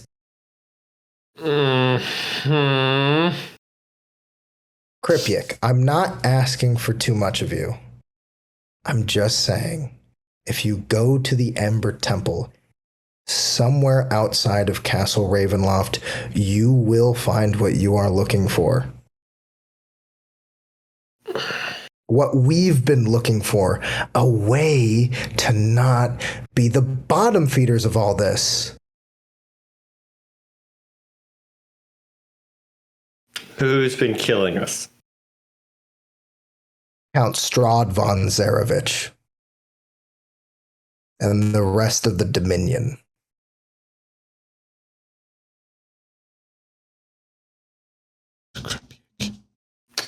Well, we'll just chew on that, I think. If you go to the Amber Temple, there is a sarcophagus. Sleep in it.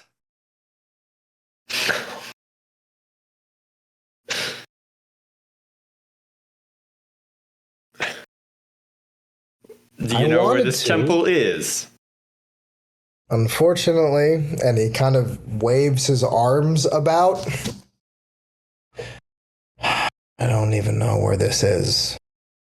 It's not really the castle. It's not really anywhere. It's not even really the mist.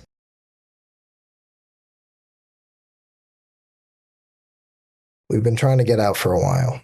And you notice kind of behind him, beyond the actual graves, you see these little eyes kind of perking out and kind of looming over the different grave heads. And then you actually start reading the gravestones. They're kobold names. I won't ask you for a list. I have one. I have one because I was so tempted. I was so tempted. I know. Charmed, as always. You as a player. Barnaby, Carnaby, Darnaby. And so they're all just and watching. Dave. Yes, they all seem. They seem to be. They're not running at you. No one seems. It seems like people are. It seems like this has been, as far as you can tell, a little kobold ruse to see what you were like. Okay. So they're all watching me. And I'll just kind of sit down on my haunches and shrug at them. Well, here we are.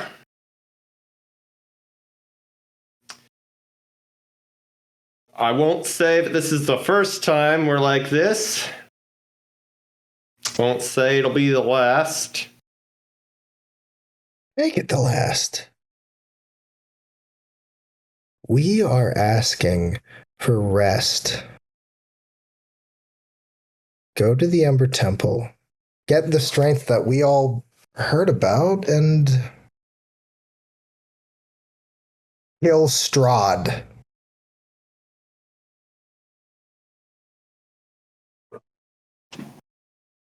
All right.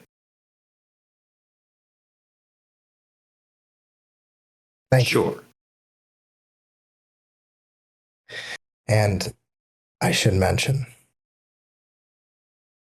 if you die here, I'll see you soon. What's the clan name? Most of us, unfortunately, were Rustclaw.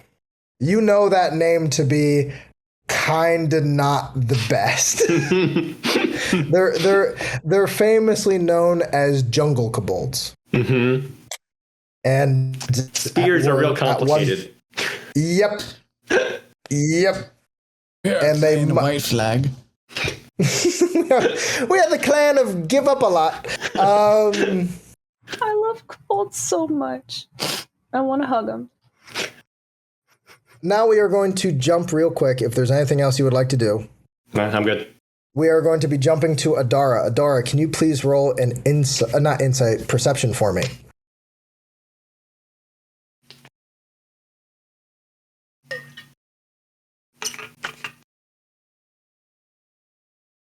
All right, give me 1 sec. Perception is 16. So, you are in this library. It is massive, right? And you kind of are looking about trying to kind of get your bearings. It's a lot of floors, and you have a person who is more than willing to sneak up and attack you, which you would like to please stop.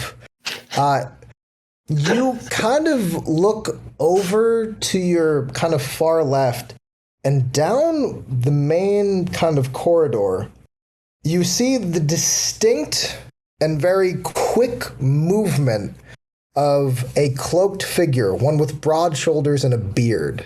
You see kind of walking away the silhouette of who you imagine to be Havoc. So, fresh off the fire from the attempted fireball, look out the hole, piss off, love, and kind of peer to see if I can get a clearer look. So you kind of go around the bend to try to kind of peer around, and you kind of double back as you kind of move your body back quickly as you see just a sword swing up at you that completely whiffs. As it is the kind of Evander swings down and he goes, "Fa!" and misses completely. As you are kind of looking down this hallway, you notice that it is a multitude of books kind of piled up one on the other in a very messy, sporadic way. It's kind of at the base, bottom, kind of at the back wall is the best way to put it. You notice that there is a candlelight kind of flickering nearby it. You also feel this very uncomfortable looming dread behind you as you kind of peer backwards, and you kind of see down the other way up the stairs to the second floor what looks to be another looming shadow kind of walking by looking down at you. It looks as though the purplish inflection of Strahd. But that shadow also seems to walk away before you can even yell out to it. You seem to have a choice. You can follow what seems to be this weird kind of apparitions thing, or you can maintain trying to fight this enemy who seems to be quite annoying, who doesn't like to stay in one place for very long. The instinct is to retaliate and attack, but she understands that there is no point to this fight. It is bullying. He claims to be teaching a lesson, but he's just being an arsehole. So we're gonna follow the apparition. Okay, of which? Up the stairs to Strahd or down the hallway to Havoc? She honestly trusts Havoc more because of her interactions with him. So she's gonna follow Havoc. So you kind of make your way towards that actual kind of book pile. Can you please roll an insight check for me?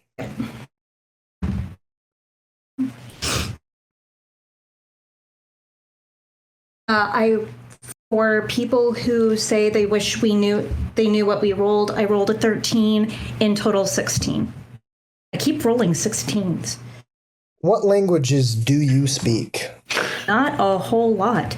Common, Elvish, and Sylvan. In a language that you don't fully comprehend or understand, and you don't really have any basis of where to play it or place it, pages are strewn about that seem to be of maps and locales of a icy, arctic, terrible place where giant serpent seems to rule the landscape and dead and terrible warriors are strewn about battlefields. It looks like whatever happened in these pages and these illustrations is a world gone dead. It's a very uncomfortable thing to look over. However, you notice kind of through the book pile, there seems to be a glowing kind of apparating towards the bottom of it that you might need to actually dig through. Now, behind you, you hear the clopping of what seems to be your next attack. So, here's my question. Are you going to continue to dig through said books, or do you try to get the upper hand on Evander, who is sneaking up behind you? This is the first time you think you might be able to actually get a hit on him.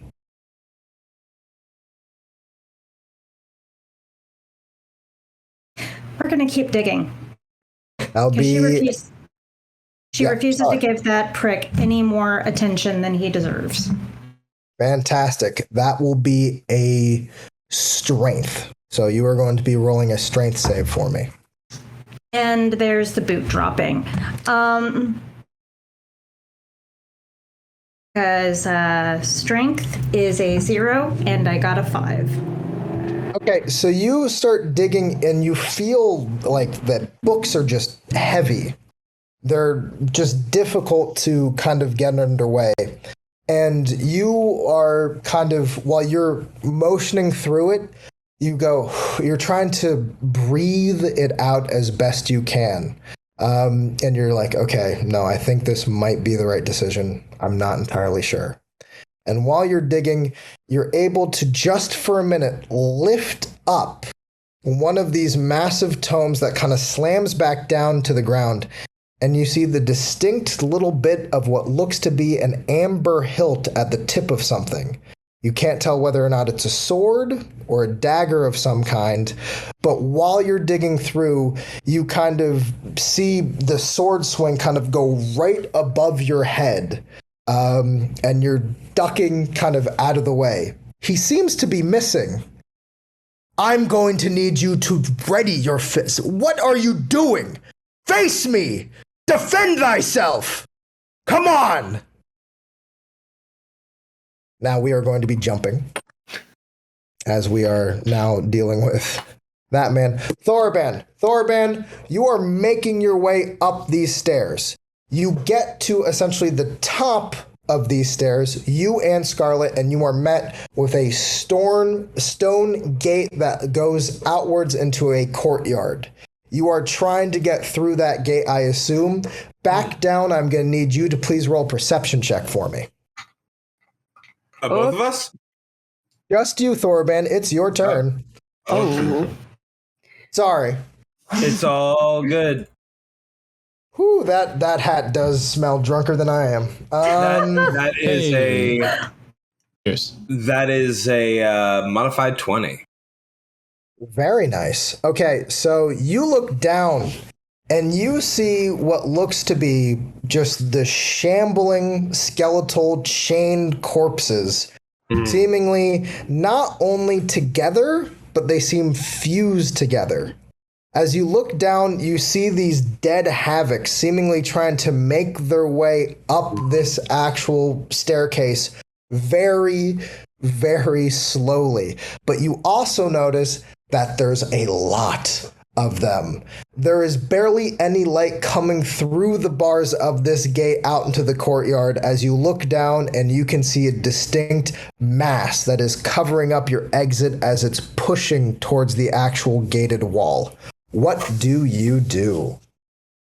Thorban looks down, his eyes widen as he starts seeing faces on these skeletal remains.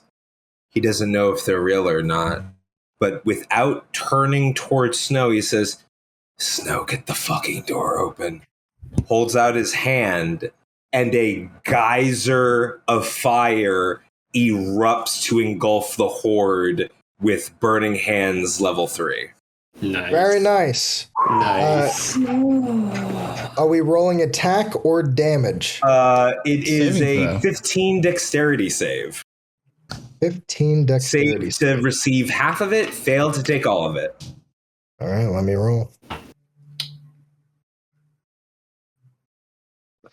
That is going to be, as this is, by the way, going to be acting as essentially a big amorphous one giant creature. That is going to be a whopping fail. Yes. Roll your damage. You got it. Burn.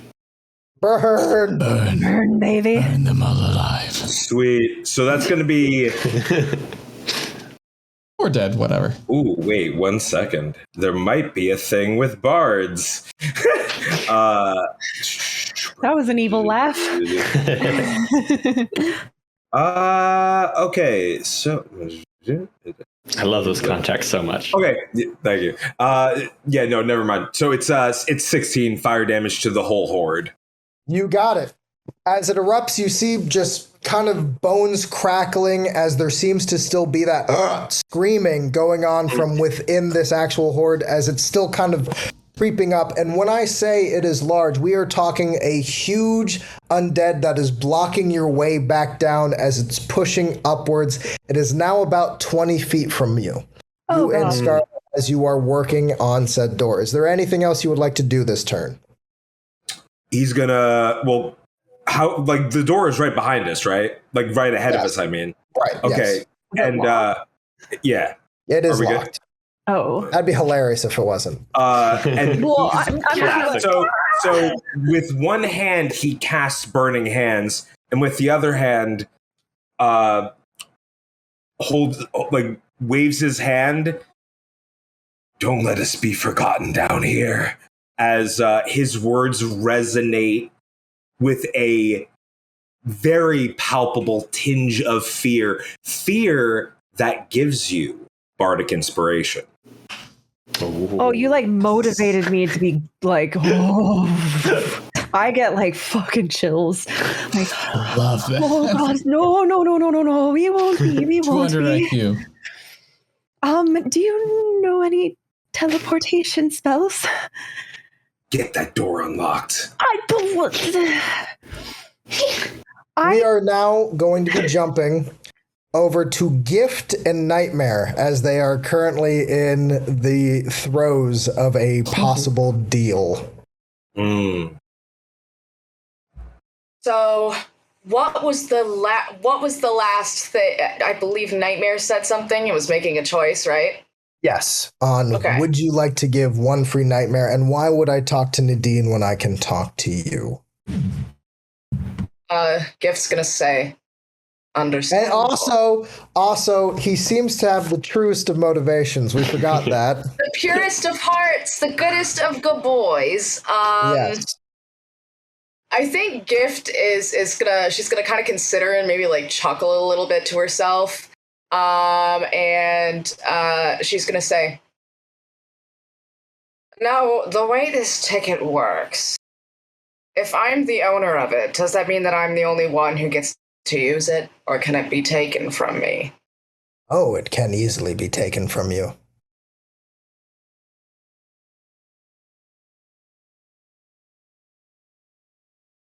And what happens to the little girl if I refuse? Then I will have to take the little girl from you, but I know we can avoid that. Are you saying you would kill me? I'm saying I'd do far worse. Oh, is that a promise? That's a threat. No, I know.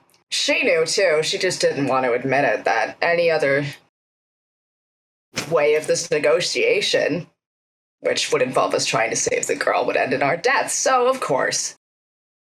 And she's just gonna extend a clawed hand. And she's gonna say, "A deal's a deal."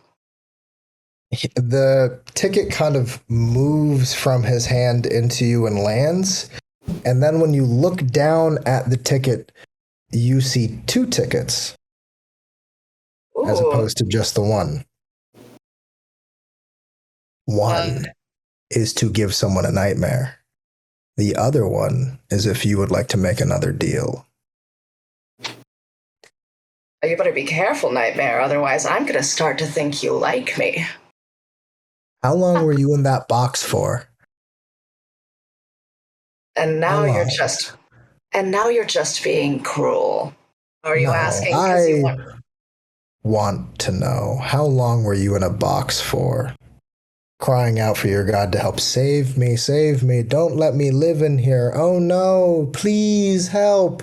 I hear everybody's nightmare, even demons. But I think you could still help me out quite a bit. If I'm gonna consider helping you, then you're gonna need to know to watch your fucking mouth. Because I know you can kill me in an instant. But I would rather die fast and quickly than let anybody bring up that fucking box to me so carelessly. I know I'm an asset to you, but treat me like one. You don't understand why I bring that up. I need you to know something. Nightmares are important. No. Nightmares are everything. It's your imagination run amok. Without nightmares, you don't know what you're really scared of. Is it drowning? Is it falling from a high height? It's your survival instincts, but sometimes we run amok. Your falling off a cliff could also be, your dad is a clown. There are things that we're not always quite sure how it's going to be, but nightmares are important. I understand that you are trapped in a little box, and it's that little box that's going to help me, because I think you want to give people nightmares just as much as I do. So I think I already do. Not like me. Not like me at all. So, how about this? Call me, and we'll see what we can do. But I'm taking the girl. Reed, just be sure to answer. All the time. And he holds out his hand, trying to grab yours, if you so choose. Can I do an insight check to see if it's supposed to be like a stabby stab? No. You may absolutely roll insight. Okay, You've been doing great at it so far. You are mean. You really had to bring up the box, Brill. Well, that's real bad. Listen, she's here for a good time, not a smart time. And being locked in a box doesn't help with you knowing stuff. Insight. Okay, yeah, that's gonna be an 8. So that's she's like, fine. Healing word. So he leans, he takes your hand and gives a very distinct little kiss on the back of Gift's hand. Ladies and gentlemen. Hashtag let them kill. We got him! Thank you. And with that, as a nightmare kind of turns, as the little girl fades into shadow, you see him go, I do hope that you call. He doubles back into shadow, revealing the lower half of his body, which is mainly scaled, fins, and a distinct mermaid-like tail of all things. It seems as though the bottom half of Nightmare has been a fish this entire time. A nightmare, as you will. I think he's beautiful as he swims back into the shadows away with this child. I hate that pun on a deep level. How deep? Because I've been waiting to do Nightmare. Oh, a deep level, you say? Listen, I think Gift is going to She's gonna take the tickets, and she kissed a fish. A hot fish! It's a hot fish. Hot fish! It's a really hot fish! You're really trying to defend the fish now. It's okay. You've seen the art. You said it was canonical. There is also, by the way, on stream, more art of the great character known as Nightmare. Is it the one that I drew? Is his 'Cause I can't name see the live Nightmare stream. or is his name Nightmare? No, it's Nightmare, but he's a think they're both Nightmare. right. That's the Okay. thing. Okay. Which, by the way, That's just unfortunate for him. it really is. It's not my fault that Caroline dreamed him up kind of like a fish. It's absolutely my fault.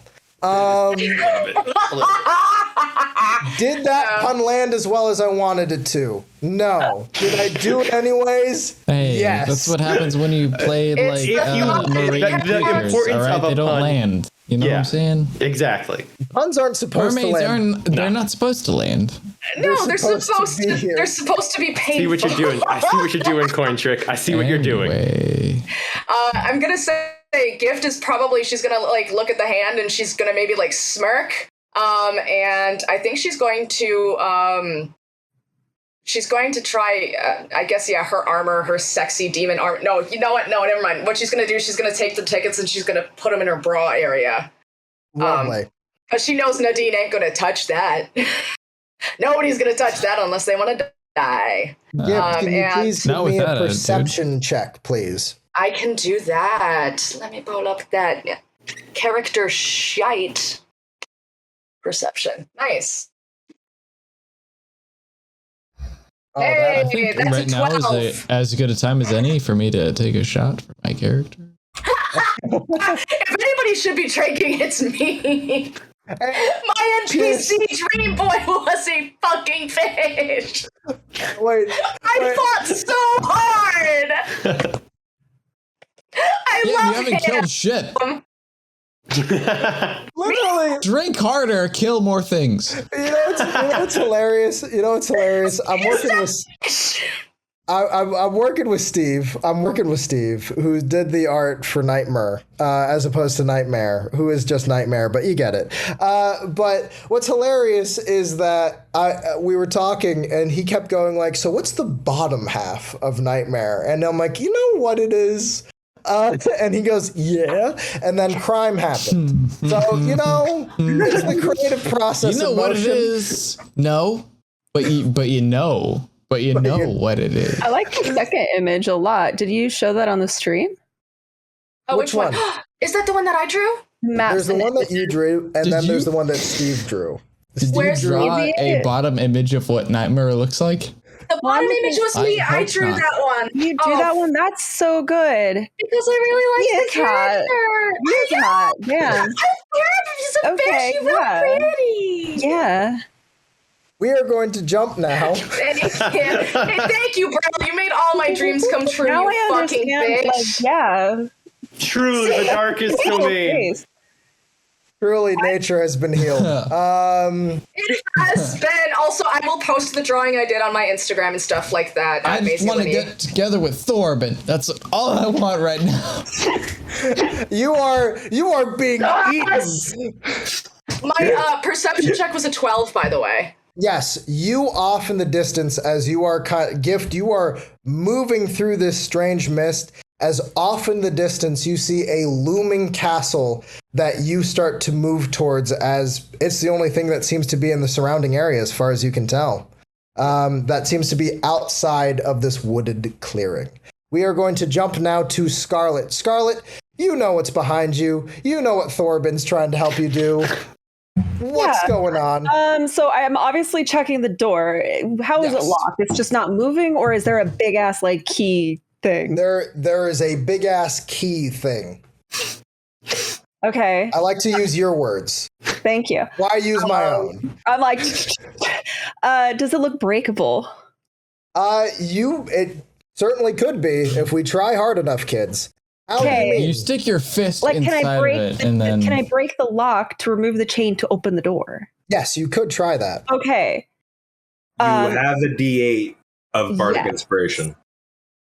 So I am going to bonus action cast Shillelagh, and my staff, Mommy's Paddle, suddenly erupts in icicles and frost and rime, and becomes very hard and spoopy and cold. And she is going to take the end of it and just jam it right into the keyhole with the just trying to bust this lock. Shall I make an attack roll? Go for it. Yeah. Okay. And hold on, let me get you said it was a D8? That is what you get from Bardic Inspiration, yes. Excellent. Let me grab my Magic fear. Do you have any proficiency in Tinker's tools, Thieves' tools, or anything like that you can add to that? So I don't have the tools, but I am proficient in carpentry. So could I use my carpentry proficiency to know how to whittle? Can she add that if this is a wooden door with a wooden lock? No, it's not a wooden door. It's a metal gate. DM to DM to DM. All right. I gotta know. Before the session, when I was late, were you guys just talking to each other like we really need to mess with Brill tonight? So look. We're not telling you our secrets. This is my pitch. My frosty ass Shillelagh staff is going to make the lock brittle if I break it. Hit it hard enough. I'm trying to just. Sure. Okay, so my attack roll. The carpentry tools scared As a the shit DM, out of me. I agree with that. I don't have carpentry tools. I'm just proficient in them because I don't think I carry my carpentry tools on gigs. So if we ever get to a wood shop, Snow has got this shit. I know how to build houses. Okay, I got a 16. I got a 23 to hit. Did you roll the D8? That was with the D8. Okay, so the damage is going to be quite a bit of stuff. Can I make the door my favored enemy? Sure can. Rules is written. Yes, you definitely can. You can mark it. Steal yourself, Brill. It's okay. Let the absurdity flow through you. Unless Brill wants to tell me, no, that's not how that optional rule works. It's my enemy right now. It's keeping us from not being safe. You look at that thing and you say, yes, siege damage. That's what I want. Yeah. Okay. You know what we should yeah. The door. Somebody also said shape of gift, and Brill takes 10 psychic damage. Brill took way more than 10, and I'm not resistant to it in the slightest. By the way, Alden, the war on monks will happen. Don't you worry. Brill, just embrace the absurdity. Throw It's your so strongest freeing. shit at me. I'm ready for it. So I'm gonna be honest. I'm just impressed it took till episode 5 for us to dude. But also back to back. Yeah, Well, you know. You're All right, so welcome what do for we that. got? What do we got, Scarlett? a long I day. do 12, 34, 50, 16 damage. Most of it's bludgeoning, but 2 of it is psychic, which I think locks are immune to. No. You hear the faintest scream from this lock as it takes psychic damage. That's my knowledge in carpentry. Because, as all of us know, locks and doors are all secretly just about to be mimics, so maybe it was figuring out if it wanted to be one. Yeah, it could have been a mimic, huh? Maybe. It was just Okay, well, it did take full damage. Did I hit it again? the lock broke. I have another. You Okay. murdered that lock. The Okay, lock is dead. I have a second attack if I need to use it. I'm gonna throw open the door if I can. Does the door go? The door is open. I'm Freedom gonna for you. grab Thorfinn by the wrist, and I'm gonna go just book it through. Oh, and then I'm gonna turn around. I'm gonna close the door.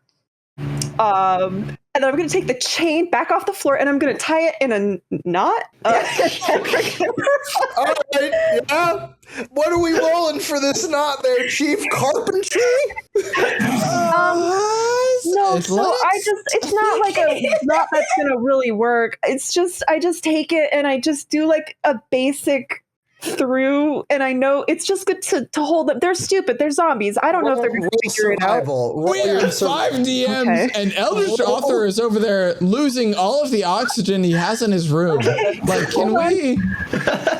Survival? Oh, I'm so good at survival. I got an 18. Get it, Snow. You tie the fuck out of this knot. It's like a thick ass chain, and I'm just like, boop. It's not even like a fancy sailor knot. It's just the kind of knot that you are now Thorben. So now there seems to be this big kind of hulking mass coming towards you. You guys go through the door, close it up, tie it behind you, and both of you look out into a courtyard. About 30 feet away from you, in said courtyard, is Kripyik, seeming to be re-emerging from this graveyard. I'm running over. Kripyik! Best of luck, monsters! brother. We gotta go. I will poke whichever of them is closer to see if my hand goes through them. I want, like, you poke me in the nose. I go, Sure. oh, yes, Boop, snoot, she's Roll real. 1d6 damage. oh, you know, that is such a 4-year-old thing to do, but we gotta go. All right. Can I see the giant horde of skeletons? Like, do I see yes, that? Or you do. Okay, Sure Then, can. yeah, we'll Sure go. do. We'll go. Okay. In that case, we are going to be jumping over to my big monster that just is going to. I'm going to be gone for 30 seconds. You're good. Because we are rolling dead. Okay, so as Snow and Thorben are like, we got to go, behind them, bursting out from this castle, stone and destruction falling out everywhere. There is this massive clot, this disgusting, moving, just kind of almost amorphous pile of skeletons slowly moving its way towards all of you, and it gets within. It throws out what looks to be a weird kind of arm made out of these grabbing skeletons towards. Oh, wait a minute. Grab me. It's not. Grab Alden. Wait. Do it. Wait. Yeah. I dare you. Alden. We don't have. Give me a minute for you, there, Chief. I fucking dare you. You're taller. Alrighty. It reaches out what looks like to be a large just clump of these bodies, and it flings itself, and a big ball of this stuff is going towards Thorben. Thorben. Oh no. What I'm going to need you to do is roll a DC strength saving throw. Okay.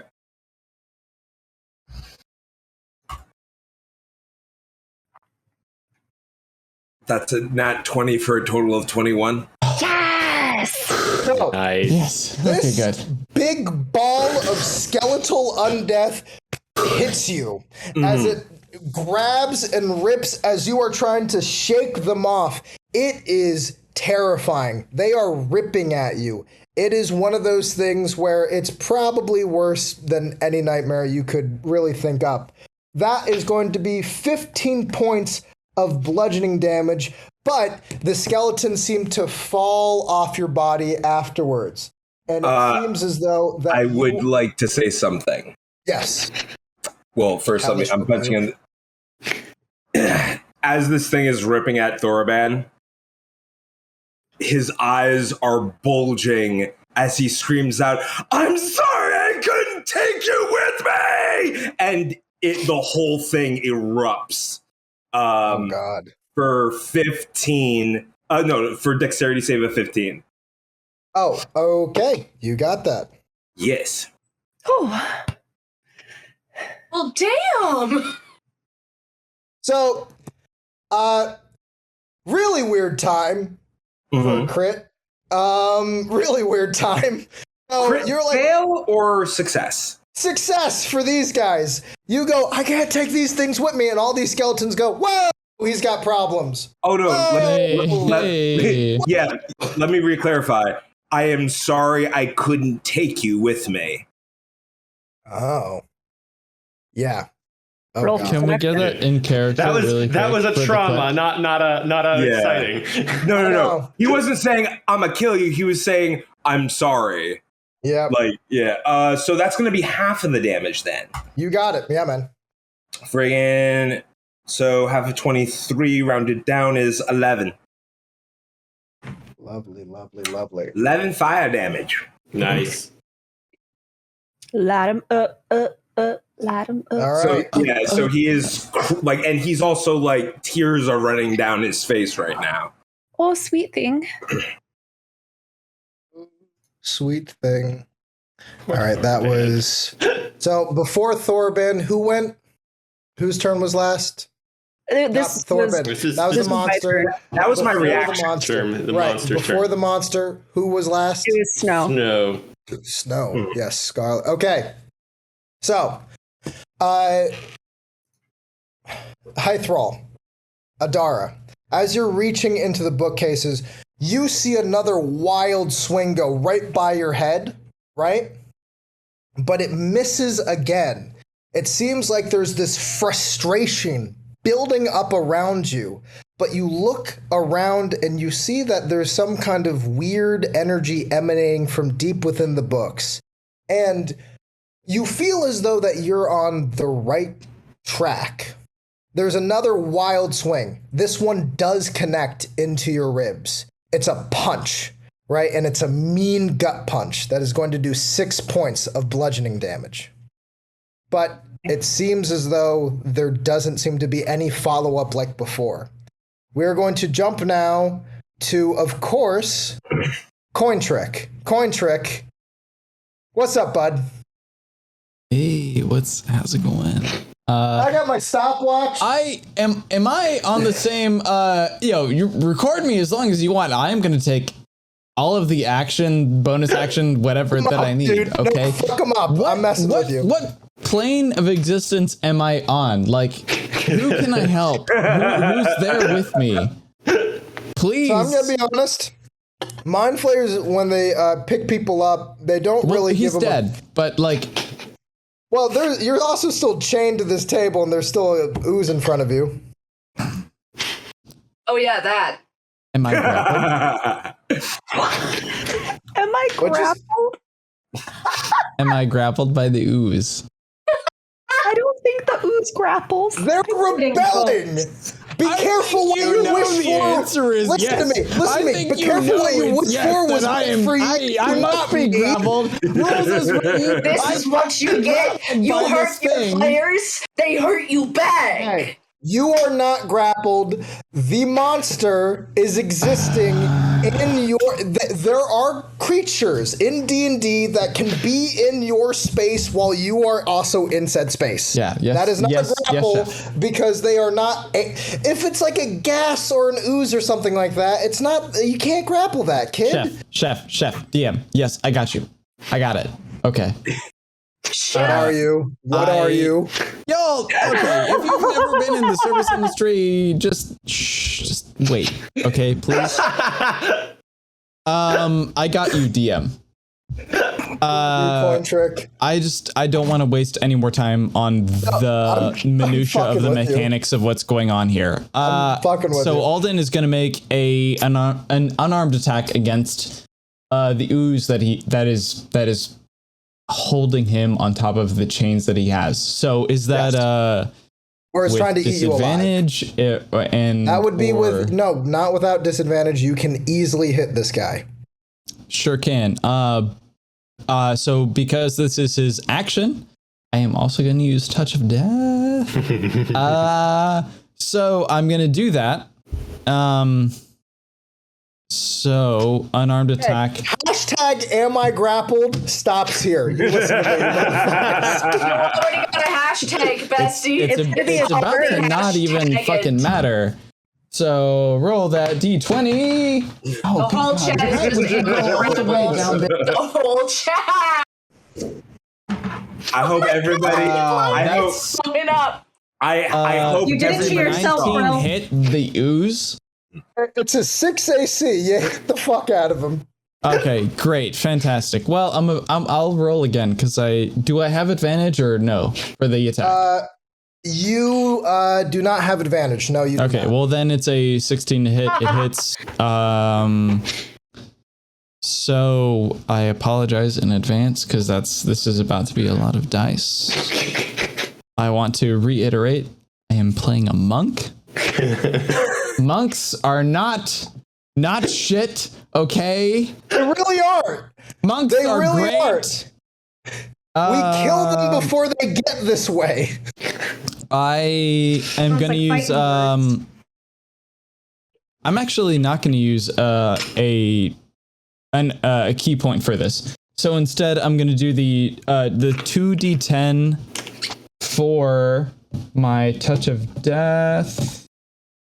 If I can find the right. Yeah, okay, there we go. So that is 11 hashtag let them 11 grapple. necrotic damage plus I'm really literally just waiting for Brill to just be like, "Oh no, you don't have to roll anything."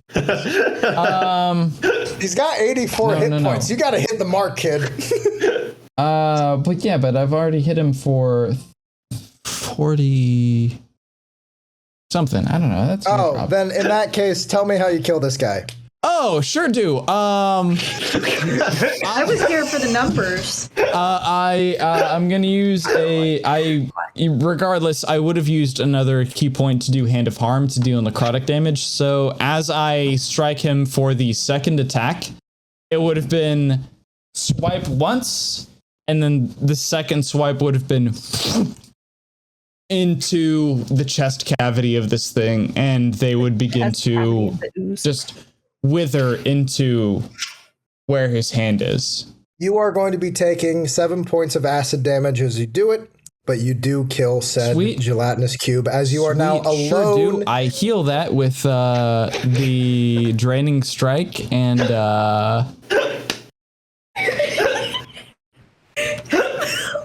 How did he turn around being abducted by mind flayers like this? Monk magic. because I've been a DM, dude. Because we've all been DMs. Like, Cointrick, you are one I'm of my just the favorite first people one ever. to do this. Like, imagine what everyone else is gonna think of. All right. All right. This is making lemonade right I mean, here. I dealt psychic damage to a lock. There's no god. Yeah. So realistically, what happens is Alden, after all of that stuff, heals 1 health. I would just like to clarify that last stream was nothing but like dealing with trauma. And now we are in the middle of a fucking meme apocalypse. No, You we've guys are being recovered. all epic. I'm a living punching bag at this moment. Like literally.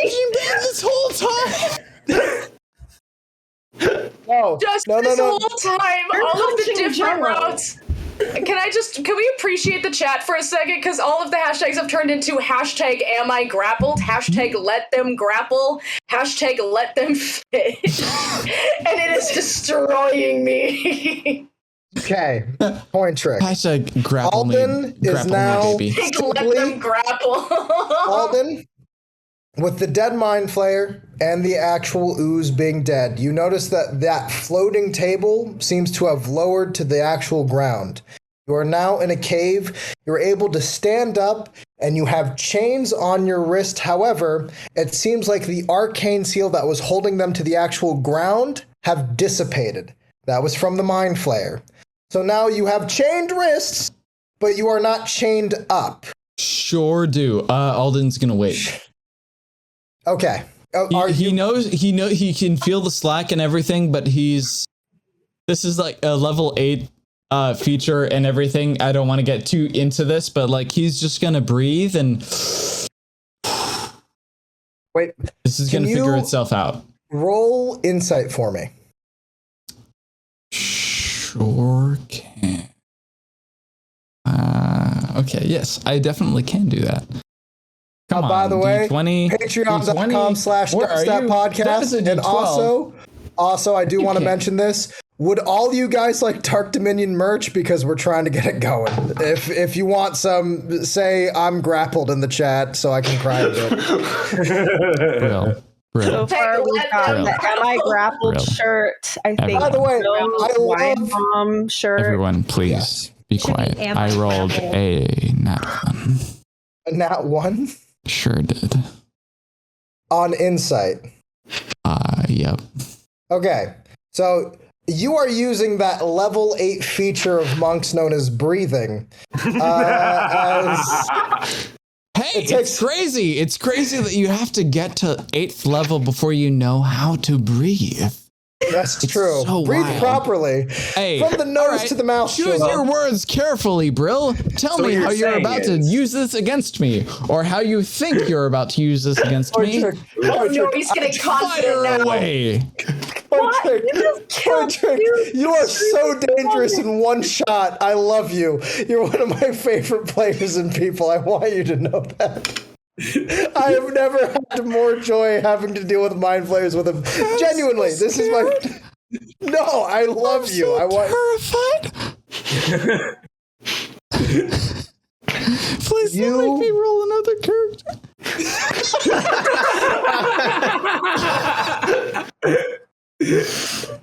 You, as you're kind of breathing and trying to relax, you look around the room and you're still quite unsure what anything was kind of, I guess you might say, what they were trying to do to you.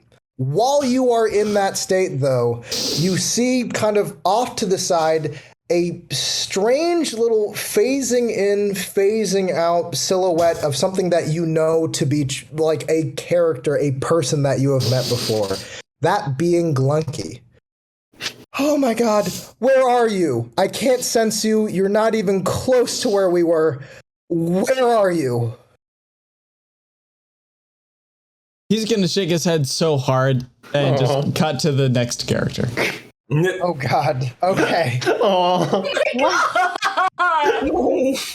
Audience came here for Let Them Kiss, but this became the Alden is destroying Brill's dreams. Yeah, I'm here for it.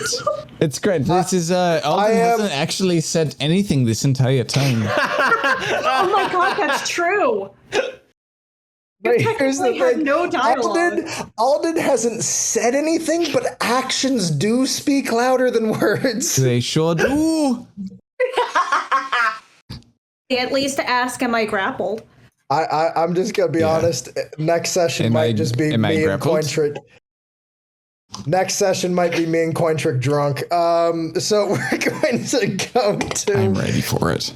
Kripyuk, it And is I'm your ready turn. for it as well. Okay, so there is a big old skeleton blob that is attacking us. Is that whatever tendril that attacked Thorban still out there, or is it retreated? No, so that tendril that was more thrown as the bodies were kind of destroyed from that pop. Of it, but they stop moving almost immediately on impact. It can so it just like launched a chunk of itself. Yeah, it can launch parts of itself, and it's about 30 feet away from you guys. Okay. Looking around, are there exits obvious, or are we just kind of in this courtyard? And well, in the courtyard, there is exits that are obvious. One that is behind you, kind of. Can we who is we when Kripyuk says we? Snow and Thoraban, I believe. Yes. Okay. You good, man? Okay, cool. I know there's a lot of moving pieces. Who's where? I got you. It's a beautiful little jaunt through a very scary Dreamscapes be crazy, yo. Yeah, yo. Dropping in there. I'm ready. Dog. So, as you are kind of looking at this creature, by the way, can you please roll me an insight check into said creature, by the way? I'm so good at those. You're really good at those, buddy. That's an 8. All right. Plus what? No, I'm a barbarian. There is no plus happening on an insight check on a barbarian. What if you're? Can you recklessly perceive? Can you?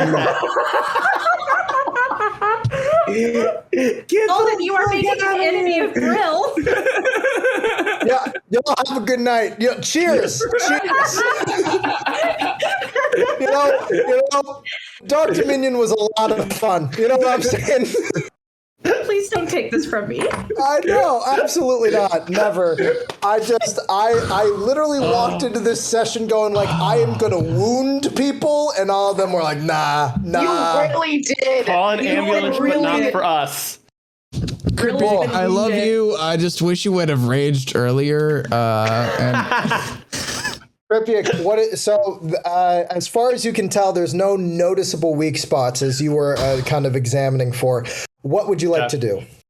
I mean, if there's an obvious way to run, I see no reason to charge headlong into a skeleton ball. You can charge headlong into a skeleton ball. I will not do that. I will dash away from the skeleton ball. Oh, okay. You do so. If there's a way out, I see no reason to engage. You're going to run away. The barbarian, everyone. Kobold. Bolting his way. Kripyak may be a barbarian, but he is a kobold first. That is true. With only one arm. fucking Rage clashes the class. I thought we were gonna fight. Oh, are we? Okay, are we planning to fight it? Yes! Out of character, I was planning on. Hey, if you can somehow magically summon Alden there, he will. Could you? I'm going to do my damnedest to get through How everything. hurt does Please. it look? How? Because we've done a little damage to it. Does it look like we even? It looks fine. I saw massive wall of stand. skeletons. You guys both started running up to me. Yeah. And, I mean, my inclination is to keep running. I mean, Warban's lit there's this a thing way- on fire twice. If there is a direction to go, I think we would. You guys, there is the rest of the graveyard to run away from, and through that courtyard. Are we just aimlessly running into a graveyard though? No. It would be running aimlessly into said graveyard, yes, but you do think there would be a back way through, or you can essentially go around to the other side of the castle. You'd have to move past it, where you think you could reach essentially the front of the castle, which has a moat. What would you like? Or you could go back into the castle. You could It's Thorben's turn. It's Thorben's turn. Let him speak. Kiss. Who fucking knows? Alaric's turn. Oh my god, I've been saying Thorben. Yeah, you're right. I'm sorry. Okay. It's Kripik's turn. You know, if people want to fight this thing, we can Don't fight do this that thing. to me.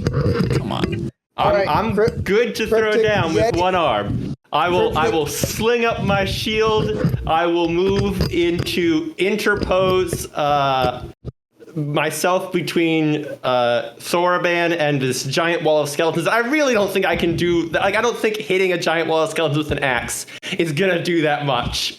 So I will get into interpose, and I will ready an action to try and block if they do something more to our squishy wizard. Does that seem fair? Alrighty. Okay. Cool. And is that the end of your turn? That will be the end of my turn. Okay. Mechanically, I'm sorry, guys. My main mic has fallen out of its Karma's cradle, a I bitch. guess. It's really quick, isn't it? Isn't it? You know what? Okay, well then, no one has any excuses. Okay, your mic should be at this quality, and I'm sorry. I really are am. getting personal. I love Cointrick so much. He's killing it. He just doesn't know what I'm going to do to him, which is a lot of holding after this. We're going to relax. Terrifying. We're going to talk it through. Am I? A lot of grapple. Hythrall, you're doing great. Hythrall, you're doing great, and you can tell because I am not mispronouncing your name. Oh, thank you. Everyone else is laughing, but it's true. My character is an L this session. It's all good. I've been running. That's what I've been doing. We are going to jump to Adara. Adara, you have been pushing through these books. You have been grappling with these things. Can you please roll another strength if you are intending to dig? grappling? Did you Oh. say grappling? Did I hear grappling? Is there grappling happening right now? Hold on, wait, no. Grappling? Wait, hold on, grappling? Wait. Grappling the books? I Grappling grapple the books? book. I'm grappling with my feelings right now. Thorvin Palace. Rules of Holding the book so hard please. that Thorvin water. 14. No. Let's drop everyone into the stream right now. All right, so Adara, you rolled a 14. 14. So you reach down and you grab onto it, whatever this thing is. And when you're holding it, you take a deep breath. And you hear a faint voice behind you from Cointrick. I'm going to ask you to please stop. Hey. This is my moment. Please give it to Adara. I mean it. Drank 2 shots. That explains everything. I'm going to need you to stop this for a moment, please. Go ahead. Thank you. Sorry, my bad. You're good. I just need this. Adara, you hold on to whatever is below you. You hear a faint voice as you are grappling onto this thing. And I'm going to say it just to make sure everybody knows it. As you are holding this actual weapon, you're able to feel this strange course of strength through your arm. And you hear the footsteps coming up behind you. You feel like another attack's going to happen. But with this in your hands, you feel strong. Stronger than usual, but it doesn't feel quite right. You hear the faintest muttering, "Please fix the hammer." As you whirl about, and I am going to need you to make an attack roll with advantage.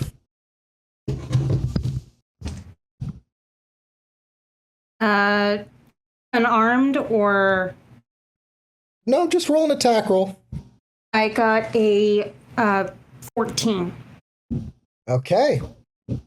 You swing around and you slam into Evander, hitting him in the face, smacking the mask off of him, splitting it in two as he flies backwards through the back wall, through the actual library, outside the castle. All of you on the outside look up as there is the sound of lightning and thunder as rain falls down upon Castle Ravenloft.